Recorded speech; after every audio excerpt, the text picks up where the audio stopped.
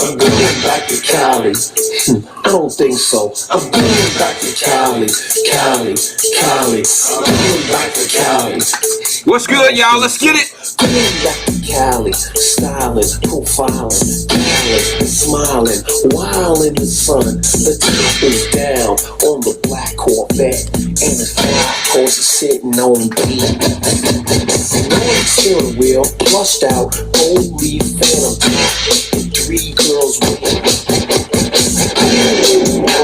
the chrome is shining, passing all the cars on the way. Back when we were spin, and a cassette and push play. Cali. We are, I don't think so. I'm going back to Cali.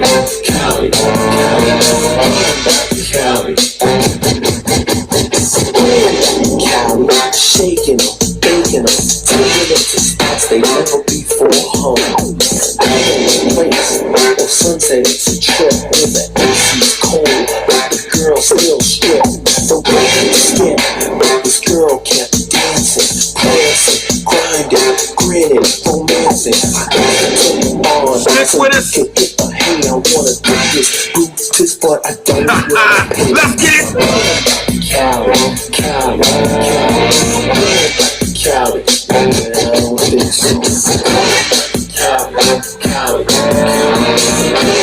Cali.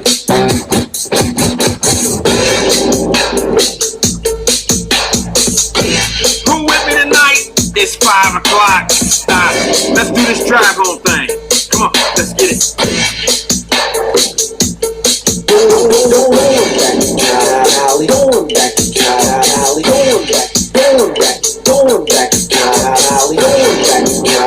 Going back to Cali. Who with me tonight? Hit the share. Might be the last show. I don't know what they gonna do to me after this one.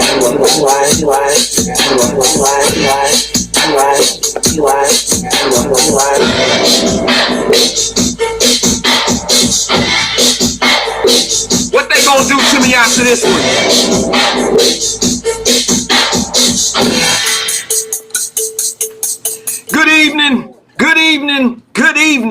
Good evening. Welcome to Wyatt-Live. It is the 5 p.m. drive home show with Wyatt-Live. I am your host. I am Wyatt. I am essential. I am special. And so are you. Sorry about being late. I almost didn't make it. The bus caught a flat. The bus caught a flat.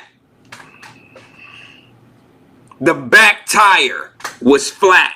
Let me scoot over a little bit. I'm having some issues with my setup this evening, but it's not going to stop anything. I promise you. Not going to stop anything. Good evening, everybody. Good evening. Just waiting for a few more people to get in, man. I'm telling you, I don't know. Before I get the topic, I don't know if I'm going to make it. I think Facebook might cut me this evening. Several really hot things that I've been wanting to get off my chest. And Crystal Powell, I hope she makes it in tonight, because yesterday I made a comment about I'm not quite sure I want to do the video, play the video that I wanted to play.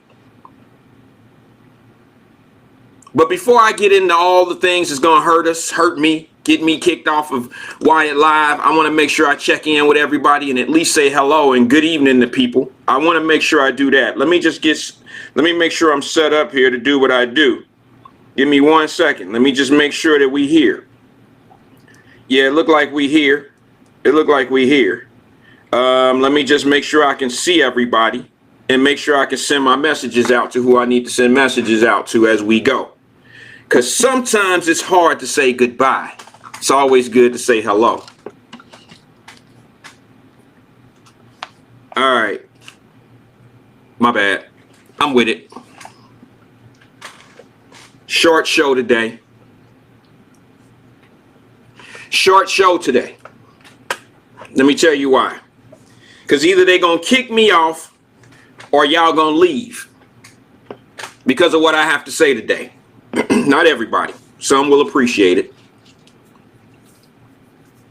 But quite a few will. Couple things we're going to talk about I want to bring to the table.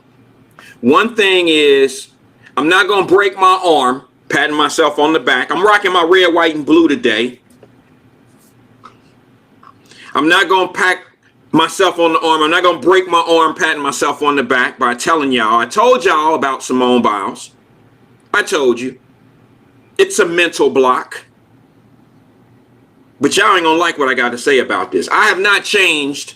I just have some examples that I'd like to bring up on this new generation of, not necessarily athlete, but this new generation of this kid, the millennium age group or whatever that falls under.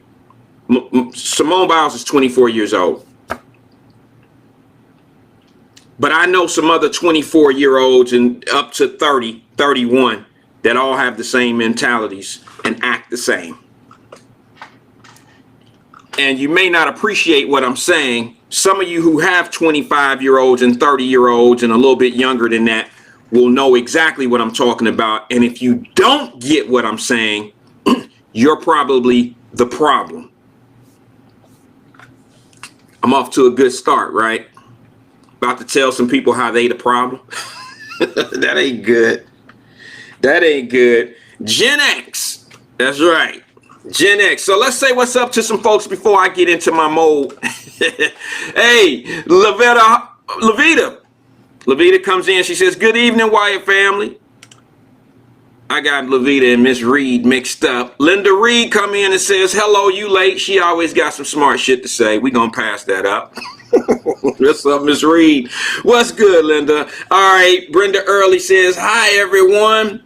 With a couple of little hearts with the eyes. You know, y'all see the emoji. That's what's up. That's sweet of her. Crystal Willwright chimes in. My sandbox, she comes in and she says, good evening, Wyatt-Live family and friends. That's what's up. Big Shane in the building. He say, what's good? Let's get it, boss man. Let's get in it, boss man. Let's go. It's my right-hand man with the steel. Yeah. Happy Wednesday. Terrence Graston comes in. Sabrina Calloway pops in. She says, what's up, Wyatt-Live fam? Threw a couple roses out to us, some flowers, getting everybody in the mood. Michelle Hardy pops in right up after her.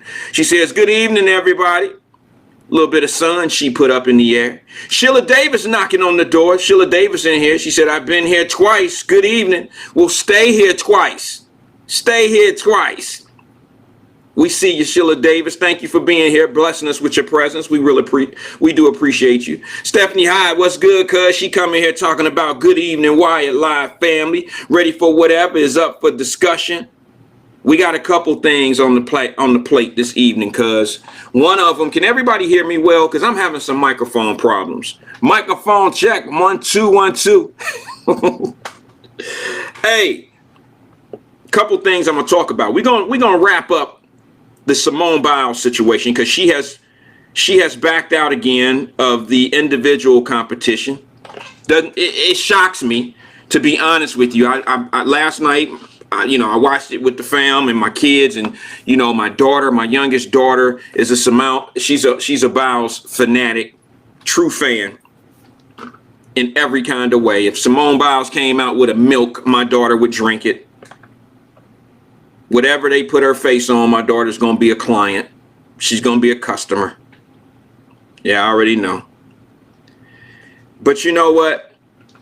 I want to talk about that a little bit. I don't think I'm going to be a fan favorite with my discussion on that. Okay? I really don't. But we're going to chime into it. You don't have to love me. Just respect what I say. And if you don't agree, just be like, I don't agree. We still cool. We still friends. Everything will be good. Kevin B dropping in with the eyeballs, seeing what's up. That's how you sneak in. You just look in. You look in the door and see who all staring, who all in there. Y'all know I put that post up the other day. This ain't got nothing to do with Kevin B, but since he came in with the eyeballs, that reminds me of my post that I posted yesterday. I don't know who all got it or understood what I was saying, but I said I already know things gonna be messed up when I walk in the room by the faces that I see. I'll let that marinate. I'll let that sink in. I know I'm not the only one when you walk into a room and you see several people and you just be like, we here to get something done. We're here to be productive. And you see certain people in the room and you know the shit just ain't gonna work out. They either chaos agents or they're not used to getting things done. Usually those two things go hand in hand. Chaos agents are people that don't get things done. They bitch about what other people are doing. All right, so listen. Simone Biles. Let me go in here and read a couple more before I get into that. But you just don't know. I'm going somewhere far, far deep for this conversation today. It's deeper than Simone Biles. Let's see here. Who is this right here? Marcus Broner says, I'm back. Facebook had me blocked. What? What? You was in jail? Did anybody send him a care package? You remember how we used to do that in season 1 and 2? People getting blocked on Facebook, going to jail, and we would all be like, let's get a box together for him, y'all. Or her. Because it was a whole lot of females getting locked up in Facebook jail when we first got started. A whole bunch of y'all. Because we had some idiots in here and they was people throwing shots. People was throwing shots on the platform, away from the platform. We had to clean shit up, man. We had to clean the neighborhood up. We got the neighborhood straight now. We got a nice little nucleus of crowd on the Wyatt-Live show. We gangster over here and we know how to do it. We know how to use our minds and put everything together with one another. It's a great thing. Stephanie Hyde came in. Oh, Mike Mitchell coming in like, what up though? Like, what's the thought? He thinking like, well, you know, what you doing today? What we doing? We'll catch in a minute. Stephanie Hyde said, don't be the problem, be the solution. Absolutely. Latora Gooden comes in. She says, hello to everyone. Kevin B says, I'm in and out, still working. That's all right. We know how you put us on the dash of the automobile. You put us on the dash. You're going to watch us every time you get back in your car. You know we right there with you. Sheila Davis says, I'm here. What up, Sheila? Stephanie here says, here you fine. Okay. Kevin B got the laugh going on. All right. Let's see here. We got a newcomer. Sarah says, first time checking into your podcast, brother. Look forward to good flows. Let's see what happened. Today might not be the first day you want to come in, to be honest with you. Because it's going to seem like I'm being a hater.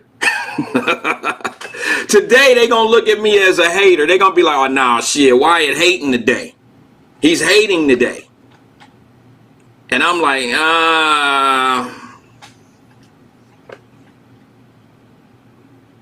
let's see here. Kevin B says, all right, we about to get at it. Let's see here. Marcus Broner says, I blame you now. I think about it. It just got on me about getting locked up last week. That's true.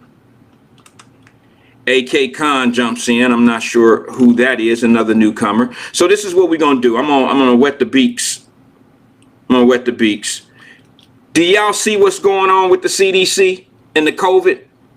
Before we get in topic, anybody seeing that yet? Y'all seeing what they talking about? They talking about, I think I mentioned this yesterday, but every day something's different. They're talking about everyone's gonna have to wear a mask, even if you vaccinated. Even if you vaccinated. I ain't trying to hear that shit. I'm not really trying to hear that. I mean, I know y'all think I'm crazy, but I'm not really trying to hear that. I've done everything that they asked me to do and more. I even promoted it. I even tried to show good Americans, you know, be the good guy. I done did all of it, America. Joe Biden. I done did it all. Now what? Fauci. Now what? I know it's never been 100%, but it sounds like what they're trying to do is make the people that got vaccinated go against the people that choose not to get vaccinated. We all know that I'm vaccinated. My family's vaccinated. We chose that route. Some that don't choose that route, that's your business. That's what you do. But look at what's happening now. There's a divide going on in the country. And now the government is about to make a mandate on government employees. It's coming, y'all. It's coming. So, you know, you got to understand, I've always told you there's a price of freedom. Everybody think we live in a land of free being in America. It is a land of free opportunity, a land where you can be all you can be and you can enjoy capitalism. If you learn how to make some money, you can learn how to make a whole lot of money. But the problem is a lot of people equate freedom as far like there's no responsibility attached to it. Well, what you fail to realize is freedom comes with a price. Nothing's free.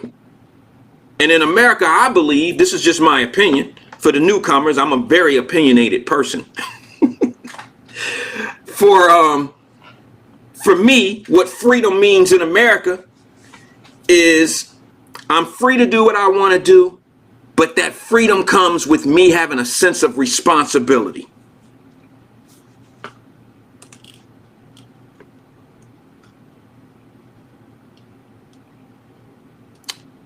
If I'm wrong, I'm wrong, but that's just my true feeling. If I'm wrong, I'm wrong. All right, so this is what I'm thinking.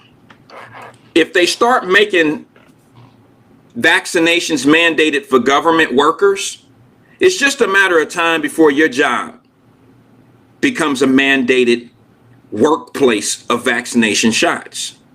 Do you have a problem with that? Remember back in Wyatt-Live when we first started and I was like, all right, I was pretending like none of this shit was coming. But now we here. But so now I can kind of go back in the archives and some of the content that we put out.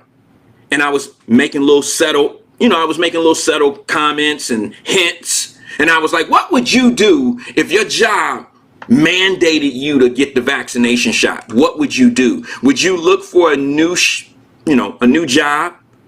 Or would you just give in? You know, would you go ahead and take the shot because it's your job? It's what you do. You've been there 10 years, 5 years, whatever, 6 months. The job you've been looking for, you've been there 2 weeks. You going in. Good evening, Stephen Speed is in the building.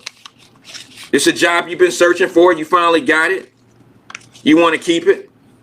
Do you get the vaccination shot? Is there people out here who still think that it's a crock of shit? Like, do you still think this is a conspiracy theory and that nothing's really going on out here? There's really no one dying. I'm just curious. This is not topic. I'm just trying to get an idea. But do you see a divide? Do you see that even President Joe Biden said yesterday? Did you just see that he said that unvaccinated people are killing people? Wow. And is it a coincidence that the population of people in America that's least amount vaccinated are black folks?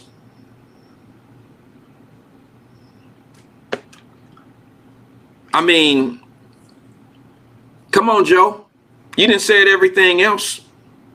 You've said everything else that was derogatory to black folks. You know we forgiving folks, man. Just say the shit.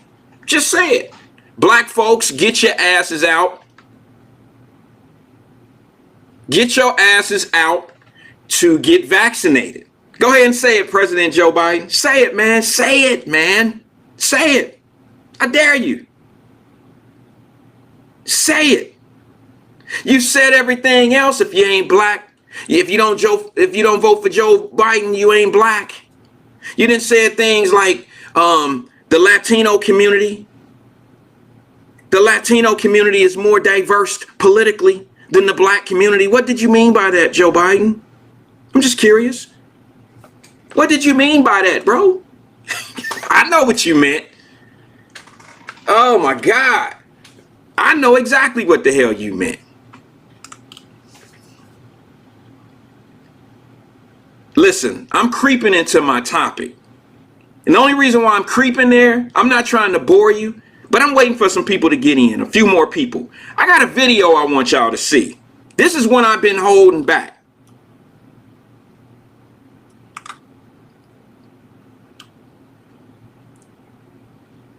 King LB came in here. He said, this is the American hustle. A to the man. Linda Reed says, thank God I'm retiring in a year and a half. Yes, Linda.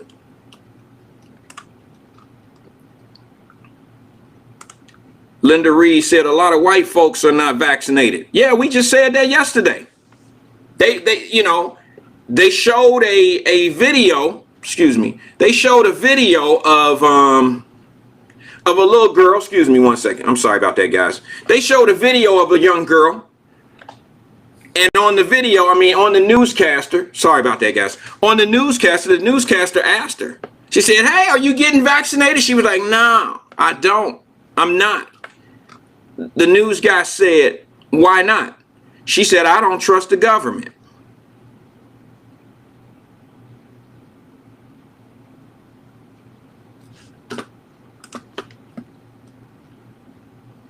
I don't trust the government. Okay.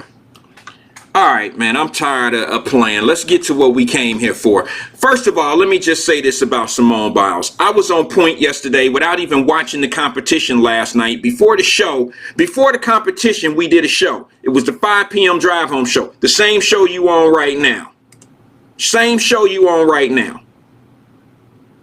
And then an hour after my show ended yesterday, Simone Biles and them came on TV and we witnessed her do what she do. We witnessed her struggle through her routines last night, like she did day one in Tokyo.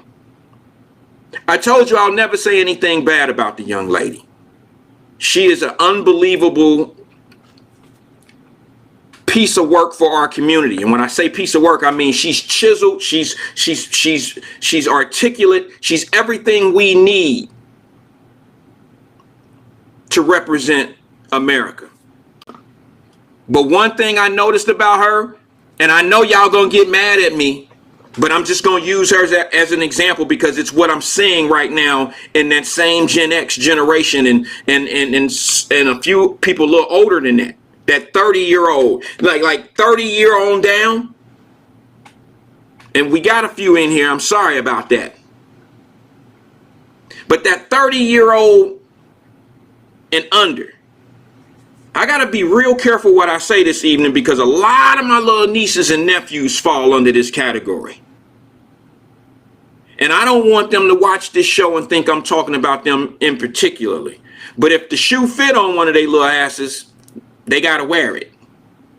What I'm noticing in today's workforce in corporate, whether you know or think I know or whatever, I'm going to tell you something that a lot of HR people will tell you, is that a lot of 30-year-olders, Gen X people and things of that nature tend not to last on jobs very long. Why is that? Why is that? Does anybody have any idea?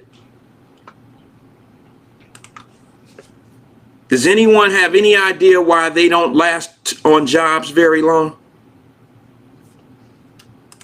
The turnover is crazy. And I'm talking about corporate. I'm talking about college educated corporate younger people. Stephanie High says no work ethic. They have work ethic. They have a little. They have a little. They have a little work ethic. They do. Stephen Speed said the same thing. He said no work ethic. The work ethic. Steven Spencer says they be tripping on jobs. Linda Reed says they get bored. It's amazing how I've seen. Okay, let me give you my piece. I agree with some of the things that were said. I disagree with some of the other stuff that was said. But let me be honest with you and tell you what I have Been able to talk to some people that, run HR departments. These kids have a sense of entitlement. They get on a job and they go get a job. They leave a university.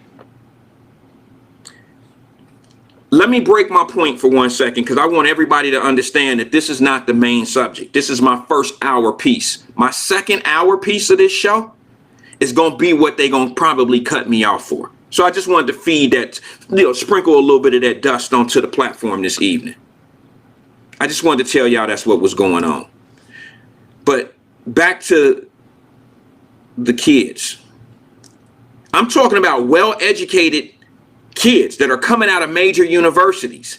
They're not doing what our parents did or what people a little older than us and stay at a company for 20 and 30 years. They're not doing that. Some of these kids are coming out with major degrees, getting in a field, and they'll stay at a job that we would wait in line for, wrapped around the building, that don't just take regular applications. You got to have a hookup to get in them jobs. They'll go to them jobs and stay for 6 months because they can't get along with their boss. They can't get along. Can't nobody on the corporate floor get along. They got all this old animosity amongst each other, and they ain't even beefing. They just don't like how each other do shit. There's a sense of entitlement. There's a level of there's kids that have just absolutely been spoiled to the point where they feel entitled. This ain't gonna boil over too well for a lot of people when I say this shit. But what happens is, what I'm noticing is a pattern of kids that are spoiled usually have a really, really short fuse of giving up. Spoiled kids don't have the same work ethic as kids that really had to grind to get there. Let a kid go to school, pay his or her own way, working at a gas station or some old shit, paying tuition, doing it, grinding, doing everything they need to do.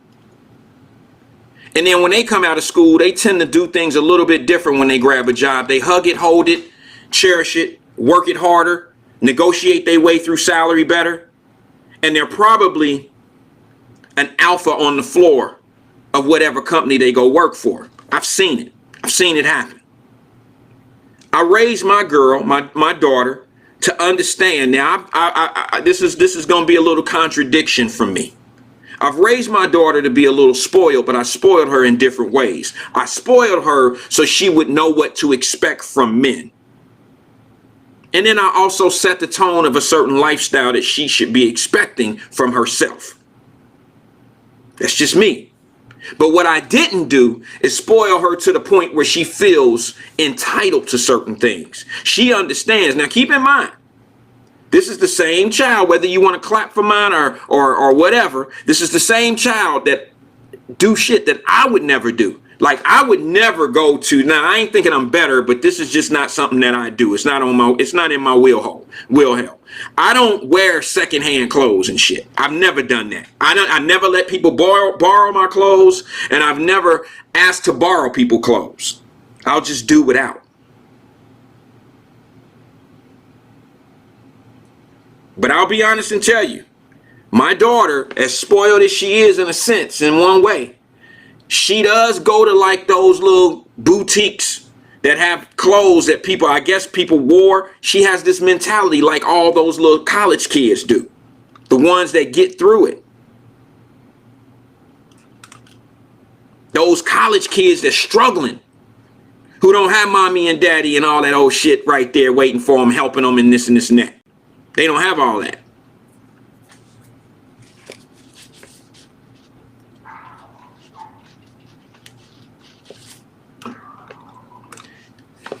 So what I've learned to do is watch my daughter and make sure she's going through the right motions. Now, let me just say this.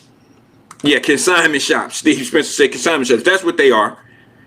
I'm trying to think of one in my head. That's why I'm getting a little tongue-tied, because I'm trying to think of a shop. And I guess it's irrelevant, the name of the shops, but they're consignment shops. Yes. But what I'm noticing of these kids, because I have some nieces and nephews that have come out of universities with some nice degrees. I have friends who kids have come out of school, nice degrees, find them some nice jobs, and stay there for 6 months. No, they don't even work there no more. They go get another corporate job. And they have had job after job after job, even at the corporate level. I mean, I've seen one go, 3 or 4 jobs within a year and a half's time. That's just ridiculous. What happens, guys, is this. These kids get spoiled and entitled. There's a sense of entitlement. And when things don't go their way, they don't stick around. They don't stick around. They bounce. They absolutely bounce. Okay, y'all getting out of hand. Everybody got all these damn consignment shop names. Okay, we got it. It's a consignment shop. Steve Spencer then hit us with the whole phone book of consignment shops. And then here comes Stephanie Hyde. And then we got Sabrina. Everybody, okay. All right. We got it. Damn. Used clothes. The used clothes store. All right, so listen. You're not going to like what I'm going to say about this situation. Simone Biles falls in that same category. And what I'm learning is this.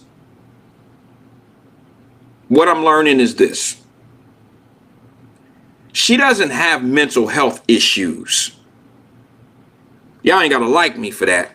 You don't criticize me. I'm just being honest and telling you what it is. She doesn't have, it's exactly what I told y'all yesterday. See, you got to be an athlete to understand these things. I ain't saying I'm better than no one. There's better athletes than me, but I got an athletic mind. I know how it is to get stuck in mental blockages. Didn't I tell y'all that yesterday? Now are you starting to hear what they talking about? I know they saying that she's taking medicine. I know they say that she got a counselor. I got all that. But that pressure of being the GOAT, that pressure of being the greatest of all time, that pressure of being you being the American Olympics. I mean, she said that. That didn't come out of my mouth. She said it. She said, well, when I come in, I am the Olympics. I am USA Olympics. I don't know why she feels that way. You're the U.S. gymnastics Olympic person. That's it. You ain't in there boxing. You ain't swimming a lap.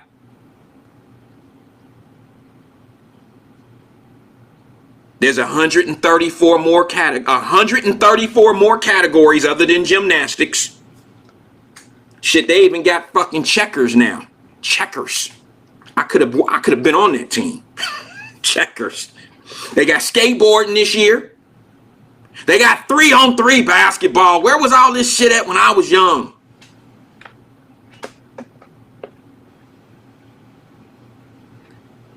My daughter told me that next year in 2024, they're going to have cheerleading.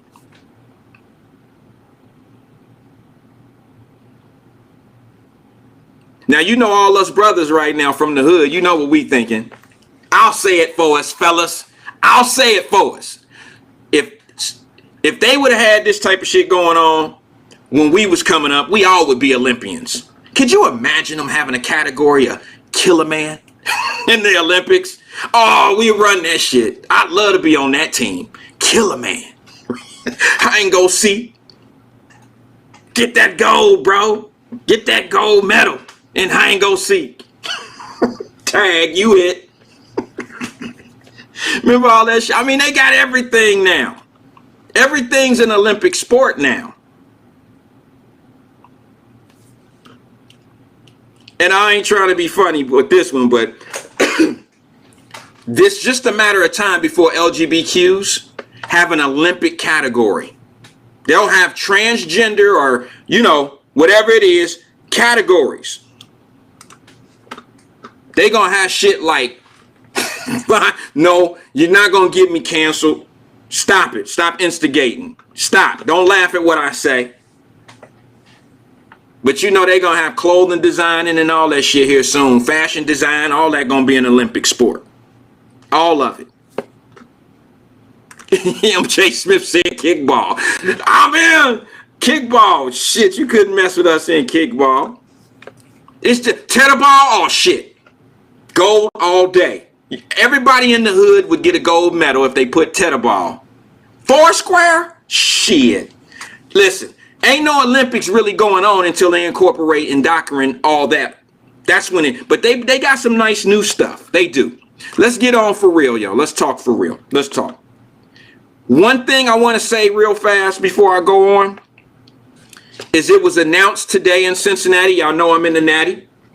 Hit the share. I got something to say about the Natty that's going to be unbelievable, and it's going to make all those chaos agents and fake woke people. I'm about to put something in your face. I'm about to put it in your face. So hit the share so all that, because they pretend they not watching. I know they watching, but I want this to float on to them. I want them to hear what's going on in Cincinnati. Hit the share, please. Make sure I got the phone lines open. I got a feeling I'm gonna get a real good call today. Just got that feeling. First hour is almost up. I got 6 minutes to get everything in real fast before we go on the topic.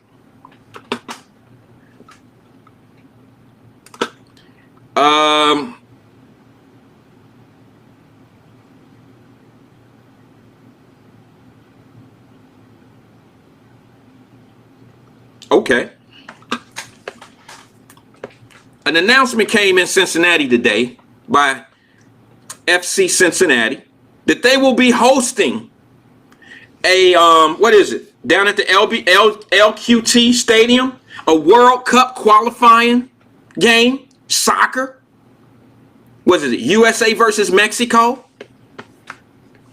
And y'all bitching and complaining about a $400,000 stadium, $400 million stadium. This is what it's built for. It's not just to be able to put white folks in a stadium downtown, people. It's not made just for that. Sell them beer and hot dogs and popcorn and say, go FC Cincinnati. No, if you don't understand development, then these conversations aren't for you. If you don't understand development, these conversations are not for you. These development projects are meant to do things for the city of Cincinnati to bring in not only just state funds, national funds, but global funds. Now, how much money do you think the city of Cincinnati, damn FC Cincinnati, damn everybody that you love to hate, how much money do you think that particular game is going to funnel into? How much money do you think Cincinnati's going to make off that game? Off that week? Off the build-up? How much money do you think is going to come in the city of Cincinnati? And you know what the fake woke people saying right now? Well, it ain't for us. It ain't meant for us. It ain't your fault. It ain't their fault if you don't know how to go get some money. It ain't their fault. I see little boys in New Orleans. Yeah. I see little boys in New Orleans. Bourbon Street, French Quarters, ain't none of that shit. Wasn't none of it built for them. Wasn't none of them bars. None of them have no liquor license. None of them have no license to run and operate a business downtown. But them little dudes get their money in Bourbon Street.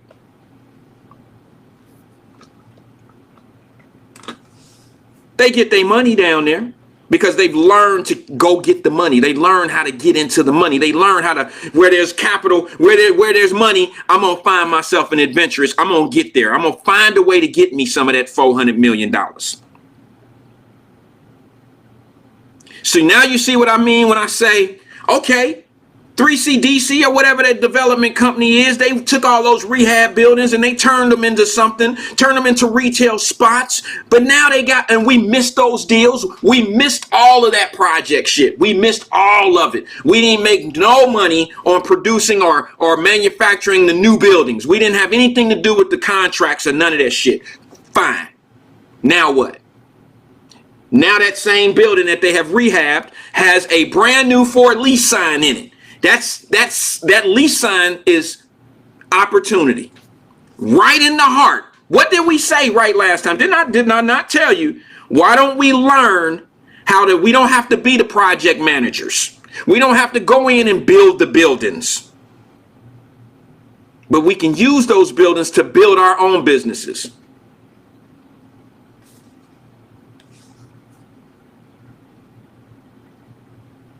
But we want to sit back and talk about what we ain't getting, what they ain't giving to us. I see a lot of opportunity down there. I see a lot of opportunity. Now you got a World Cup game coming before the building that they built is even a year old. Rick D's, what's good, bro? The building isn't even a year old yet. And you know how many cities they beat out to get that bid? Remember, it was between 7 or 8 cities to even get a pro soccer team before they built the field, the stadium. There were 7 or 8 bids out to only get 2 expansion teams. City of Cincinnati got one.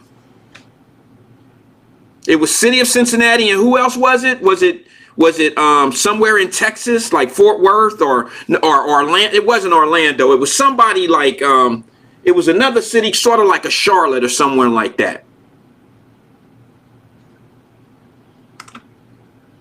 See, chaos agents got you believing that the opportunity is dead and over with.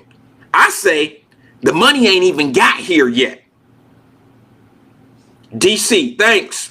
It was DC. You're absolutely right, Davis. Thank you, brother. It was DC.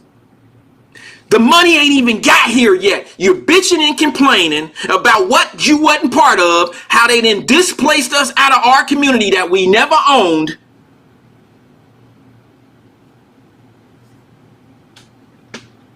The money ain't here. Y'all bitching about some shit that ain't even ours.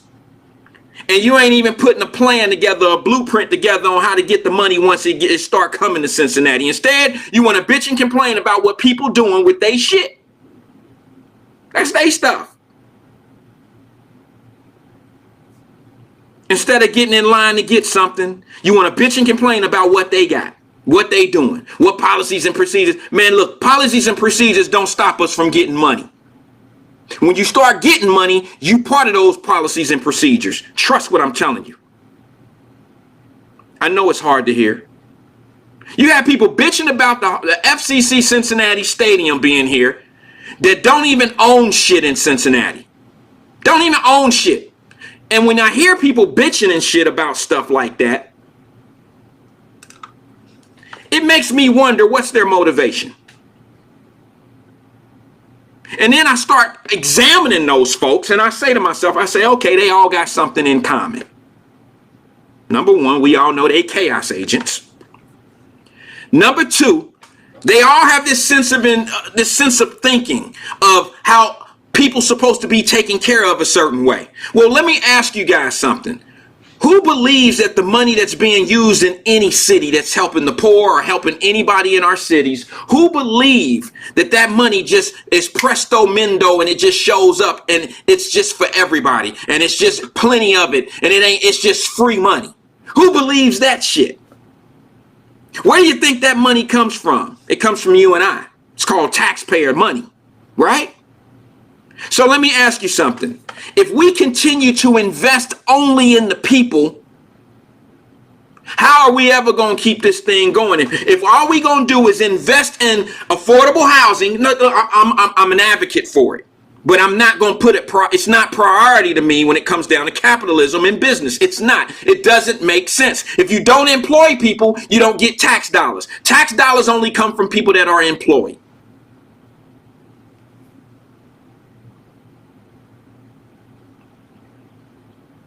You bitch and complain about one thing, but don't bitch and complain about the other. You bitch and complain about FCC Cincinnati. I don't hear y'all bitching and complaining about Saks Fifth Avenue downtown paying $1 a year rent. You don't even know about that, do you?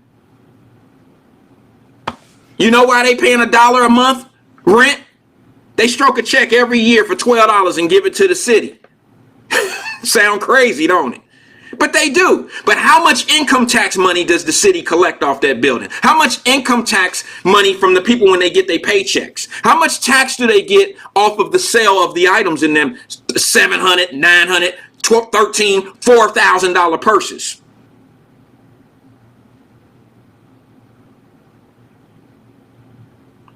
We didn't see buildings. Look at this. You're absolutely right, Aaron.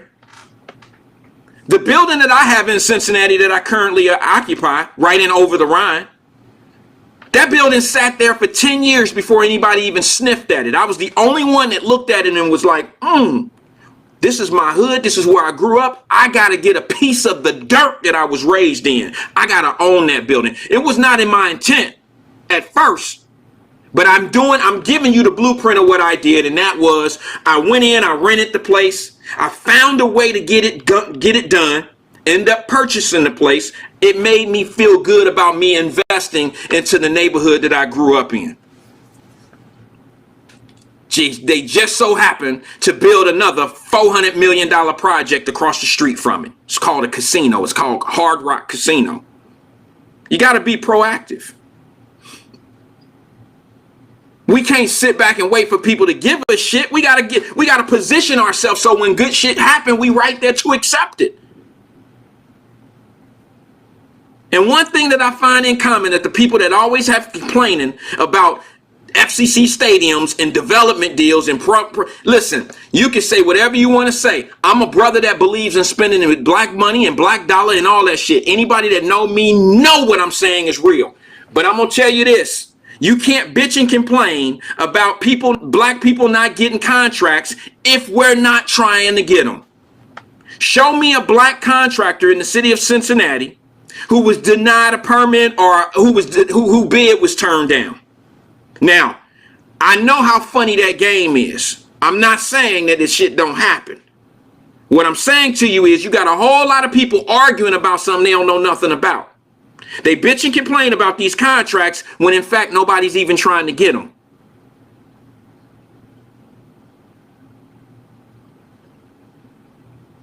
So you show me a group of contractors, black contractors locally, not go down to Atlanta, not go down to North Carolina, not go somewhere. Where are our black developers in the city of Cincinnati? Where are those guys at? Raise your hand.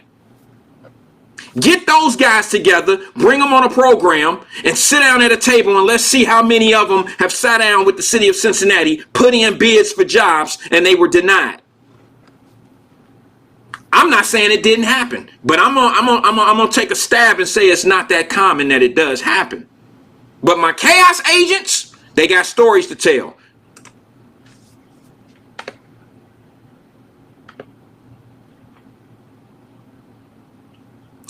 See that, Davis? Davis says we're not getting them because we have a crab in the barrel mentality, and we lack in networking.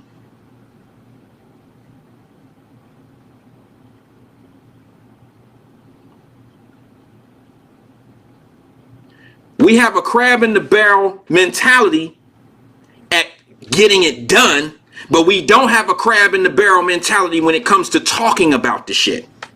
Everybody got a perspective. Everybody got a point. Everybody want to talk about the 2-point percentage of not us getting contracts. They didn't spend $3 billion. They didn't spent $3 billion on contracts in the city of Cincinnati down on the Banks project, and $1,400 went to black business owners. And what was that? What, somebody went down there and trimmed some trees or some shit? You done spent $3 billion on some down at the water, and only $1,400 went into the black people's pocket for contracts. Now keep in mind, I'm not really sure it was $3 billion, but it was some astronomical number. And where I got this was Alicia Reese. Alicia Reese, who has done an amazing job of getting the Black Wall of Fame down there done. The Walk of Fame, the black music thing, she shared it. I heard her say it out of her own mouth. She said, how much money do you think they've spent down at the damn Banks on projects? The number was ridiculous. Tag her, see if she'll come on and talk to us. She don't have no problem talking to us. It was crazy. But I do know the number that I remember. I know one number that's certain. I might not have the $3 billion number right, but the number that I have right is the number that came to the black contractors, and it was $1,400 out of the millions of dollars that was spent down on the Banks. I'm not going to blame white folks. I'm not going to blame anybody that don't look like me, because I don't know the intricacies. I don't know how many of us actually applied to put the bricks down or be the cement guy or work on the roof or cut the grass, be the grounds. I don't know. So why am I going to argue about what we not getting if I don't know if we even pursuing? Oh shit, man. The easiest thing in the world to do is sit back and let people bitch and complain about something they're not even pursuing. It happens all the time in monies that's allocated for us. Happens all the time. Ask some of your chaos agents to explain to you how a corporation or a company could get some co-op money, some money from the state, and it be sitting there for 1 year. And all you got to do is apply for it. Don't necessarily mean you're going to get it. But all you got to do is apply for it. Now, let's just say if no one applies, guess what happens to that money? They have to send it back. So if they got a $1 million grant to assist black-owned businesses, a $1 million grant, and it came from the federal government, let's just say, and they only use 100,000 of it, they got to send $900,000 back to the government. And then when they try for that same grant next year and they ask for that same million, the government gonna say, nah, you don't need $1 million. You don't need that kind of money. We didn't give you $3 million. We didn't give you $1 million 3 years in a row, and you've been sent back all of it damn near. We're not gonna allocate money like that anymore. So here's what we'll do. Since you've been averaging $100,000 to $150,000 in using your grant money, we're gonna send you $200,000 and see if that'll work for you. And then eventually that program will dwindle down to nothing because nobody's applying. I know y'all don't think that shit happens, but it really does happen.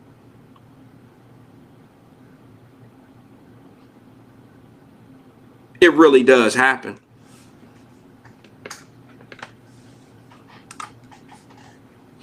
FC Cincinnati brings in a World Cup soccer game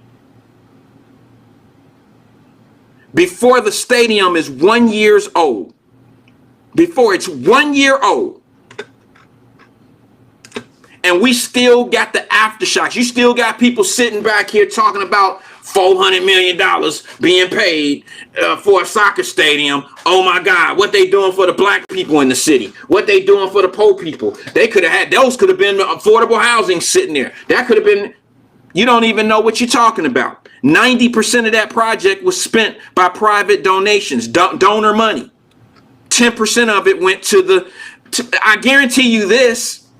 The tax money that was used. Now, I would bet this if I got some of my non-believers. I'll put some money on the wood on this one. I bet you the amount of tax money that was used from the city of Cincinnati, the 10% that was used on this development project, I guarantee you this one particular game, this World Cup game, will be its payback right there. That'll pay that money back just in that 1 week.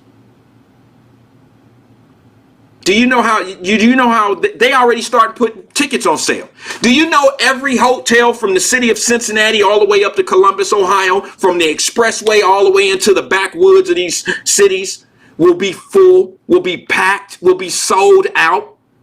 Do you know how much festival is going to go on that week? Do you know there's going to be people from all different countries here in Cincinnati to witness this game and be part of it?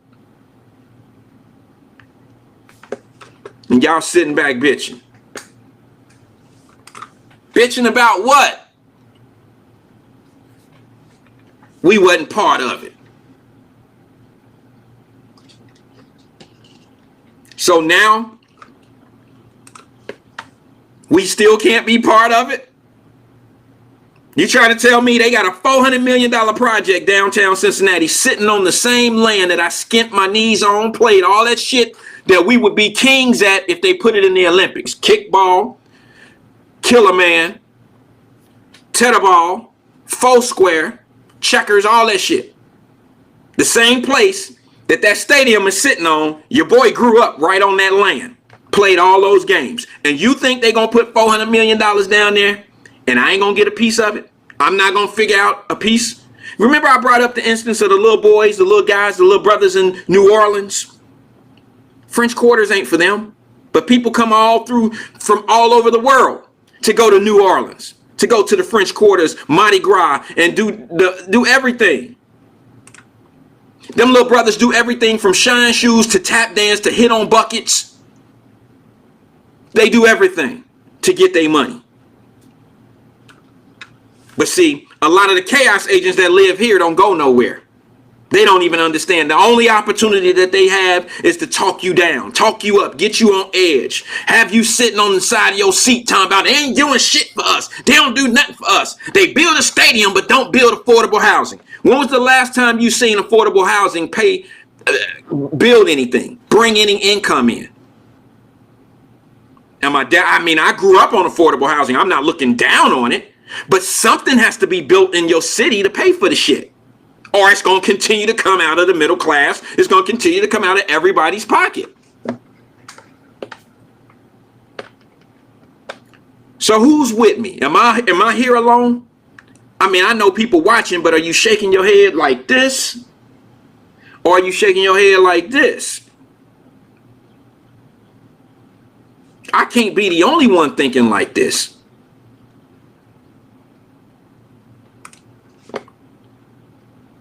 But you can't tell me that this is not an opportunity for the hustle to get up. This is an opportunity for whatever your grind is. You better find. Remember when Wyatt-Live started and I said, hey, there's a lot of stuff going on. You know, you got this corona stuff. There's going to be a lot of money out here after this. And then I said in that, I said, y'all better look out. They got that stadium going up. People bitching about it. There's going to be opportunity. There's going to be opportunity.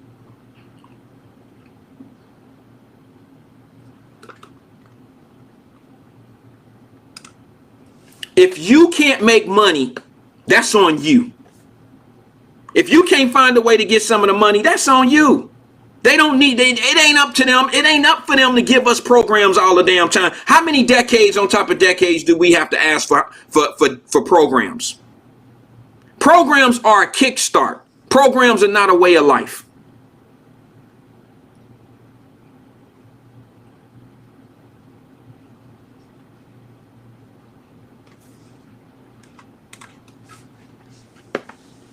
And I'm going to tell you a secret.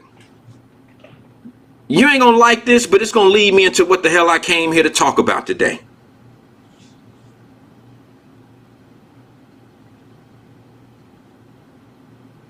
I'm a firm believer that when you put yourself in a position to get what people, to accept what people give you, you're limiting yourself. I'm from the world of I take what I want. That don't mean freeze, give me your money, it's mine. I don't mean it like that. I mean putting yourself in a position where when you see opportunity, you're not limited. Like if they say, okay, well, I tell you what, Mr. Wyatt, we're going to give you a vendor's license and we're going to give you this, we're going to give you this, we're going to give you that, we're going to set you up here, we're going to set you up, we're going to do. Chances are, when they're going to do all that shit for me, I'm not in a position to win. I'm in a position to get a little something, but I have a ceiling usually. Now, you might not believe me on that.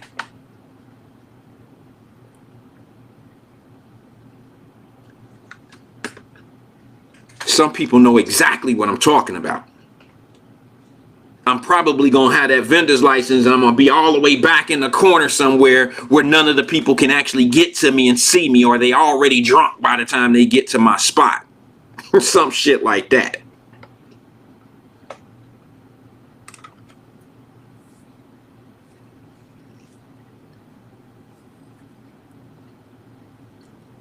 I'm going to get into my topic because it's a perfect segue into it. Y'all might cut me off for this one, but I'm here for it. But you know, we got to stop looking at certain people as being our savior and asking, you know, them really making us believe that they actually here to help us when in fact they're not. I don't want a handout. That ain't no help for me. A handout is to get me started. It's a kickstart, but it ain't a way of living. I don't want no handouts. I want to go get mine, because when I get it on my own, I can, there's no ceiling. There's no glass. There's no ceiling. You can continue to get it and you diversify yourself. See, when people spoon feeding you what they want you to have, they only gonna give you, they only gonna give you what you can eat. I don't want to be spoon fed, damn it. I want the fucking recipe.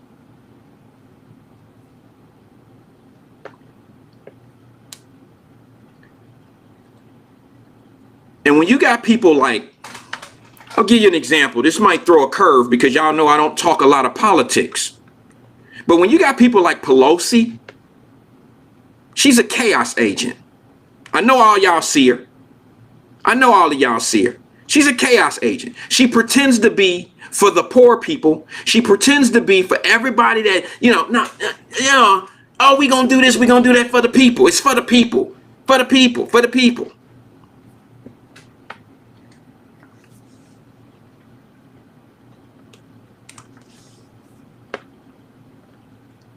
She's a chaos agent. And she's putting all of us in a position just to get a little bit of it. She ain't never talked about giving up she ain't never talked about giving up the ingredients.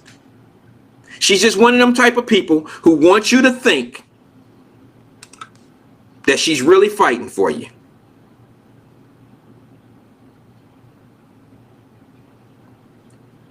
I'm going to show you some of the most perked out shit I've ever seen in my life during election time. I'm going to show you a picture of it, and then I'm going to play this video. I want everybody to hear it.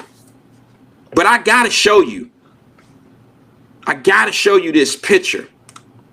And I mean, because some people don't even know who Pelosi is. I respect that. I mean, I don't know everybody either, especially in the political world. I know names. I can't put a face on names. I know some faces and don't know their names. All that type of shit.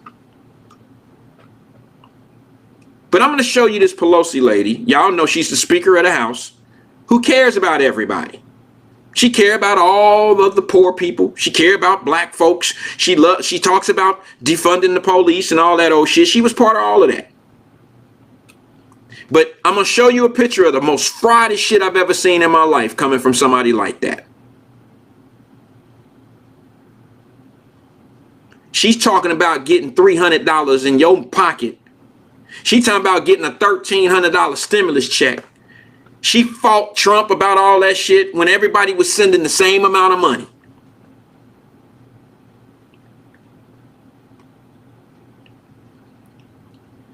And I always wonder why would you go so hard for me? I know I probably ain't making a lot of sense to some people.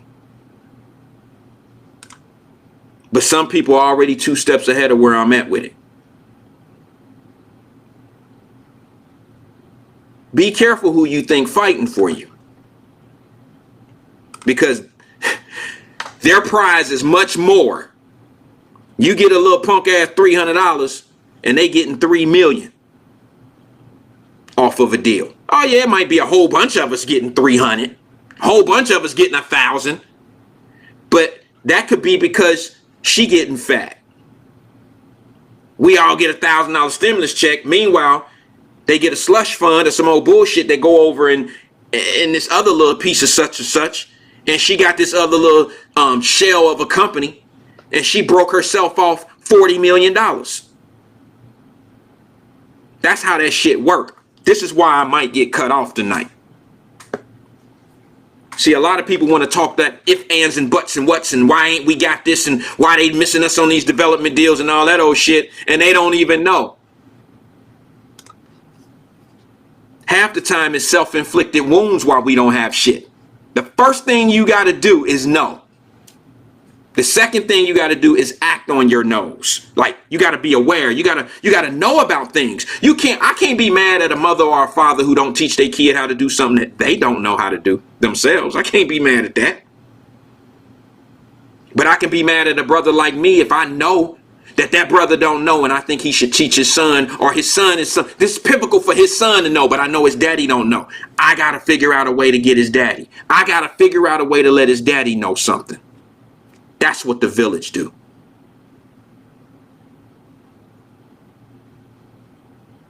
We away from that. We away from the village, y'all. Right now, you know what the village saying? I hear the village telling everybody to mind their own damn business. That's the village speaking nowadays. Mind your business.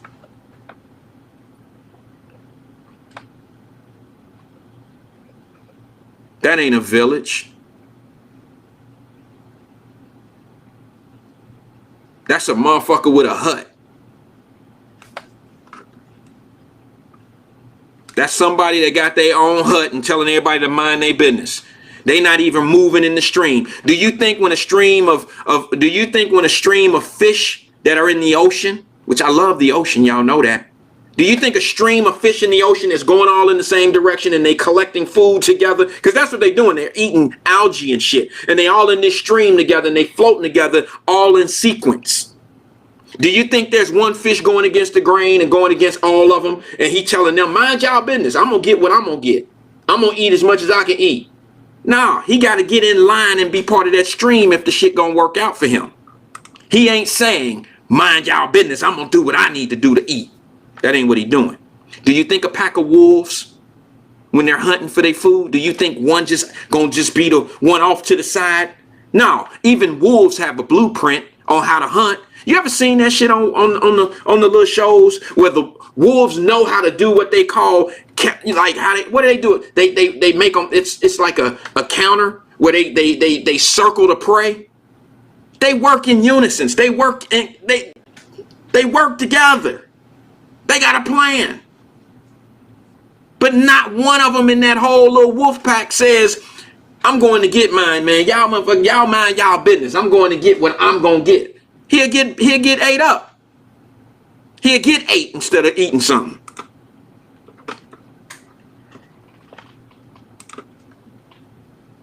But our village is saying now, mind your business.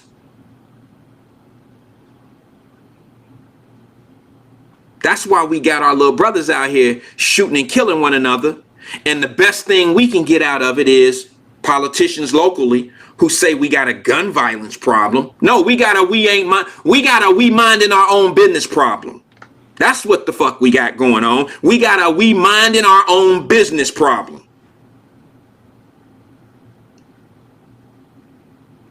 My grandmother taught me many, many years ago when she said, let me just say this, and I'm going to say it, then I'm going to get to this picture.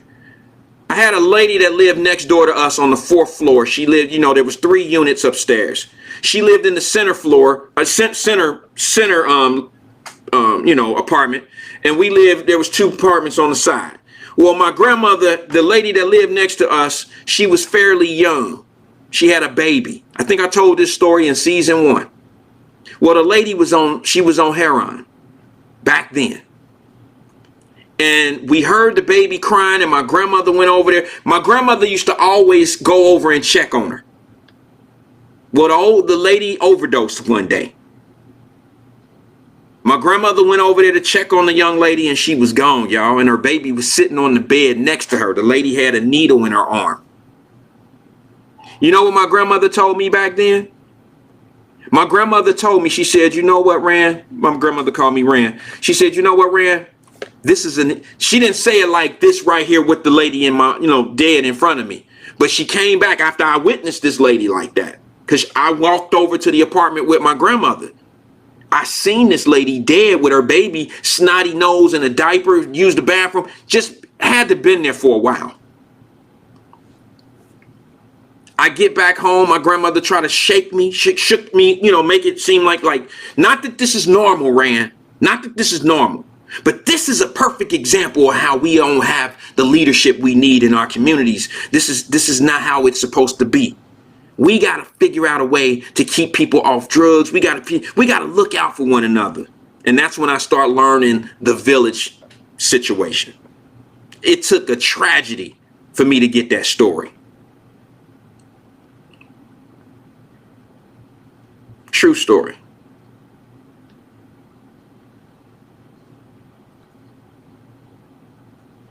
You never know what some people been through. You never know what they've seen. I'm going to show you this picture. And I want to know who how do I describe this? This is one of the most fraud shits I've ever seen in my life. And I watched it going during the elections of the president. When everybody was being in chaos, I said, here go your number one chaos agent right here. All right, where is it? Let me get it. Let me get the picture. I want everybody to see this. I'm going to kill myself. What I mean, I'm going to take myself off the screen and I'm going to pull it up for you.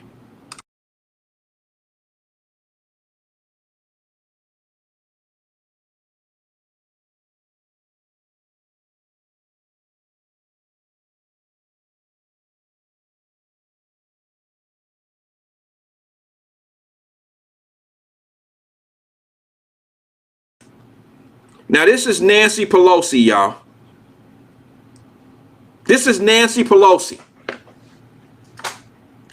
When everybody was kneeling and all that solidarity, look what she got on. She got the African piece on.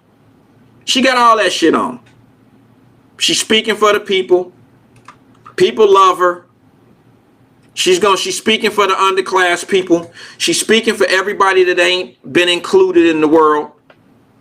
You know, the African black folks, the Latinos, and all of us. That's the Speaker of the House in a photo op. Photo op. I find it to be disgusting, quite honestly. And I know Facebook gonna get me. They probably shut me down for a few days. I need a break anyway. But I gotta be honest with you. That pissed me off. That was straight garbage and trash, and it's a spit in our face. You know, that lady, now, y'all know I don't do a lot. I try not to do pocket watching. But sometimes you got to look at things and try to make it make sense. That lady, and I'm going to put her up again just for the hell of it so you'll know what I'm talking about. This lady is worth $114 million. The Speaker of the House. Politician who's worth 100. She's like the seventh rich one. She's the seventh richest one in the Senate. She's worth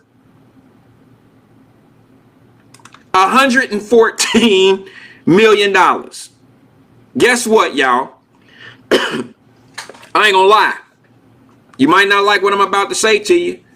She's worth $114 million. She's $113 million over all of us.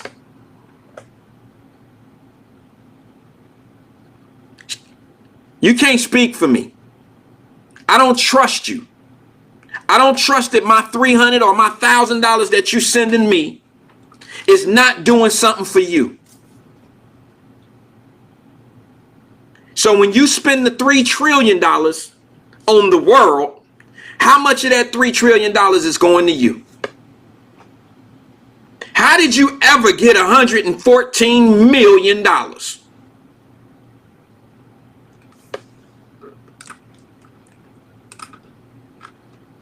Breaker 1919, I said $114 million.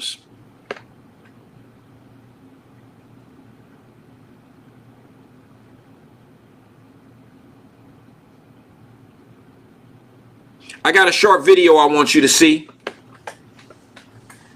All I can tell you is they may cut me because Facebook may say we don't need that type of real shit. We don't need you promoting and doing this and this and this and that. But all I'm trying to do is wake my people up. And I know the people that's here, we woke. But the reason why we doing what we doing here, folks, is not to wake each other up. It's to make things aware. We're making each other aware of certain things. But we're giving each other a space. We're giving each other a space to be able to go grab somebody. My brother Shane. This talk we have tonight, he'll grab a young brother. He'll bring it up to him one day. My brother Davis, he'll incorporate it in his word one day. It's just keeping us sharp. Keeping us all together and keeping us sharp. I want y'all to see this video. I've been wanting to play this video, but I've been giving your president some time. I probably should have spoke about him before I went into this segue, but are we still, I know, only thing I'm waiting for, I ain't waiting for the George Floyd thing. I ain't waiting for none of the shit that he promised other than what, y'all? Where is that line for the free college, damn it?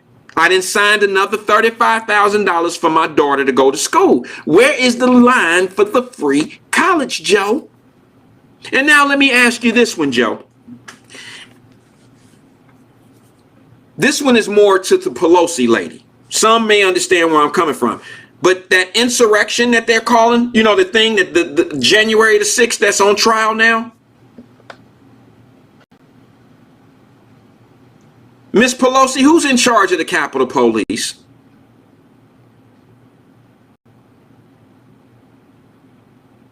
Who's in charge of the Capitol Police? And then let me ask you this, Miss Pelosi. Let me ask you this. Aren't you for defunding police? Aren't you for the Black Lives Matter movement that was going on in our community about defunding the police and all that? The shit didn't have nothing to do with Black Lives Matter. Remember, that was a police brutality issue, right? And can we all get on the same page and figure this shit out? Because I'm a little confused about the issue. I know what we were fighting for. What were we fighting for when we were walking down the street? Let's be clear. Let me understand it. I know we were talking about George Floyd. I know black men were being shot. I get that. But was it black men being shot by the police, so let's defund the police? Or was it the police brutality that I've never seen a sign up? I've never seen pig brutality or police brutality. I've never seen any of that shit coming down the street. I only seen Black Lives Matter and black people being hunted by the police like LeBron James said. I remember all this shit clearly now. Oh, it's coming back to me. It was a black issue. Let's defund the police. Let's get rid of the police. Let's demangle them or whatever it is they were calling. Let's defund it, right? Remember all that talk? But now you got this special place in your heart for some police that are Capitol Police that you put in front of a Senate and in a hearing. And you got so much love for the police now that you let them write letters. You let them talk about how they've been called the N-word. And we don't know if any of it is true. I'm not saying it is not true. I'm saying you letting them give a testimony of what happened that day. But have you called any of the police officers up that was part of the protest, peaceful protest of burning shit down? TJ Maxx's and fire stations and police stations. Have you called any of those police officers to the Capitol to give testimony of what they've been through? How is it that you care so much about these one particular police officers that were at the Capitol building, but you don't give a shit? Now, here's what I ask you. How many police officers died on January the 6th? I'm not defending the January the 6th. I'm showing you the hypocrisy in it. How many police officers died January the 6th? One police officer died at home with heart conditions, right? Rest his soul. I'm sorry that happened to him. Y'all know I don't rock with the police, but I don't want to see nobody hurt. I'm on the right side. I want the right person to win any dispute. But y'all done heard testimony from 3 or 4 police officers at the Capitol, but ain't heard no testimony, ain't seen no funerals, they ain't seen no names been flashed of police officers that died over the summer in these protests. Because you didn't give a shit about police. Y'all didn't even talk about it. President Biden, who was running for president at that time, never made any mentions about those protests that BML, Black Lives Matter, and the T or whatever they were doing, made no chance. Kamala Harris didn't say shit. They didn't say nothing because they were okay with the police being overran then. Those cities being overran. They was okay with that shit. That was peaceful protesting. More police died over the summer during peaceful protesting than they did in an insurrection of January the 6th. Now tell me I'm lying. So where are the look, I'm looking out for the family of the police officers. I'm asking you why those families aren't hearing about other police officers. Why aren't they seeing hearings of what went on those days in those cities of Minnesota, Portland? Why you ain't listening to those police officers right now? A lot of them put their life on the line for the city and for the public. They were defending property. They were keeping order. They were keeping order in a disordered city. Why aren't you asking them to come to Senate and give testimony? Because you picking and choosing what's real and what's not real for you. Death is death. You were okay with black people being disgruntled at police officers. You were okay with the narrative that was being put out there that black people are hunting, that police officers are hunting black people. You were okay with that narrative. Now you put a rainbow of a black guy, a Latino guy, and a white guy to testify as Capitol police officers that got overran by a bunch of racists.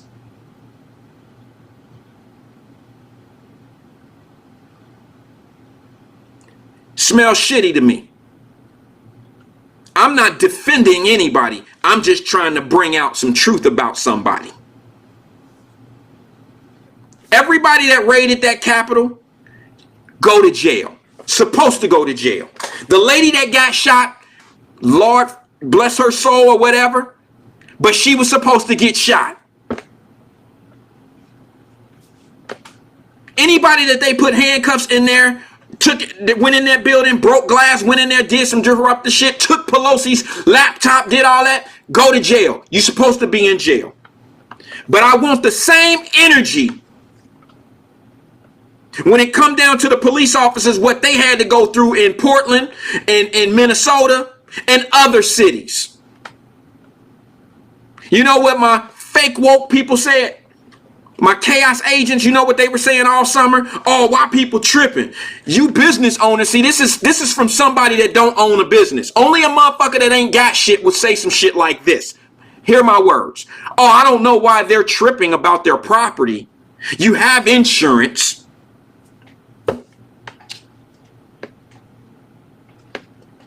If you're a business owner, I don't even have to explain how ignorant that shit sounds.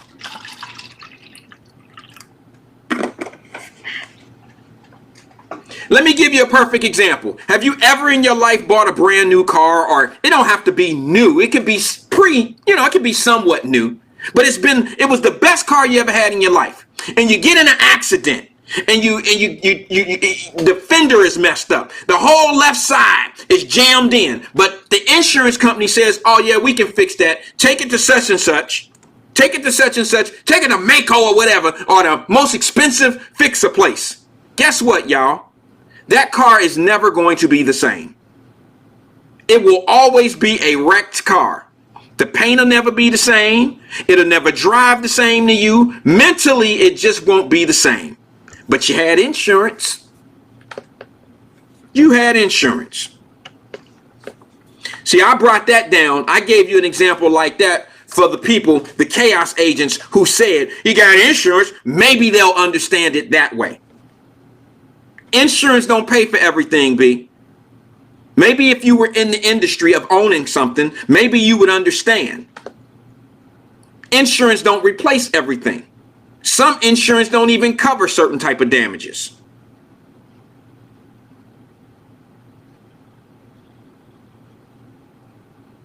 And there are some people out here that's somewhat called honest. And you say, okay, well now you could come up. All right, they broke into your store, B.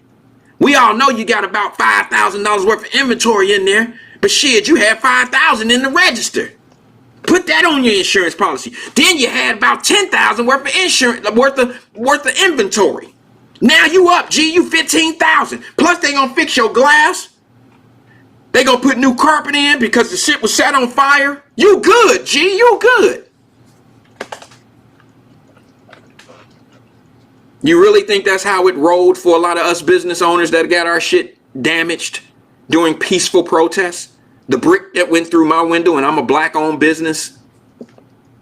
See, the thing is I know that a black guy didn't do it. I'm the one who went down after the protests, and I seen bricks in windows. How the hell you gonna own?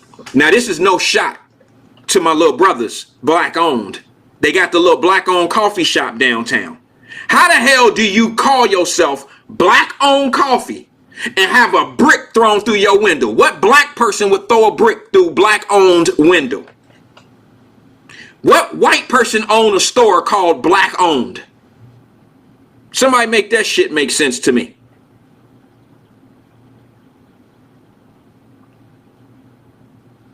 Remember I went downtown and I did the video and I was like, we good, G. We don't need no help. We good. Well, we got this march. We gonna keep it peaceful. You had people spray painting BLM on the side of businesses and they were white. Nah, you a chaos agent. You a chaos agent. You down here causing trouble, problems, thinking people got insurance for this shit. It's deeper than the insurance.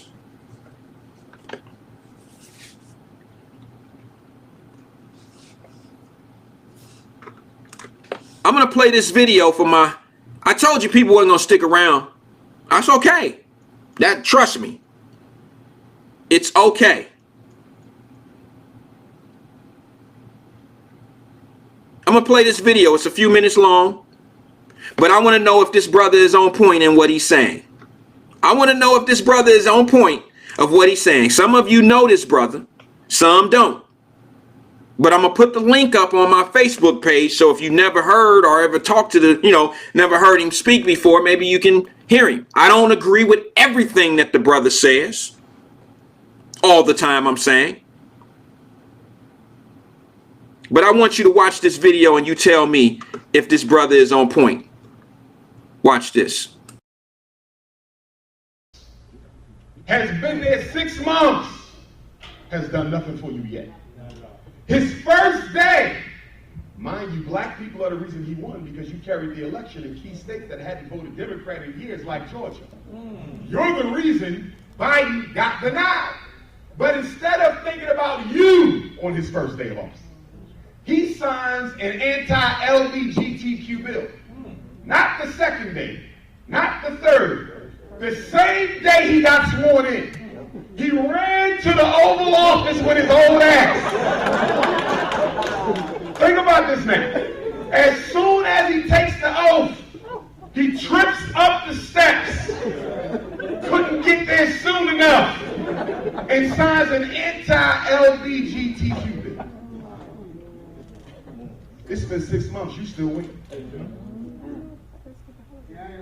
And then Kamala Harris, your so-called part-time black vice president, tells you America not racist. Well, if America not racist, why did you sign an anti-Asian hate bill? If America not racist, make up your damn mind.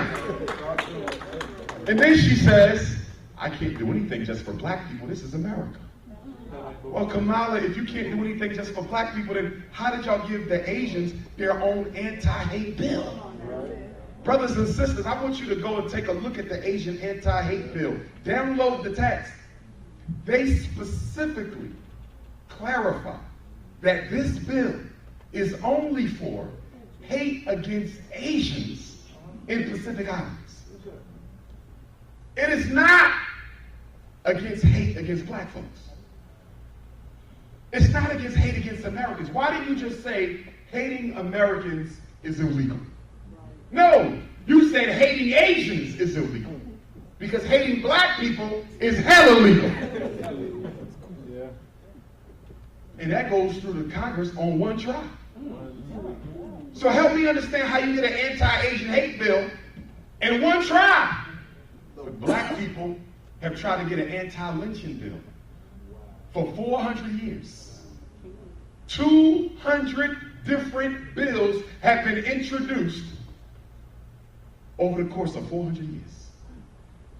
There's one right now, a new version, the Emmett-Till anti-lynching bill, introduced by former Black Panther Chicago rep Bobby Rush.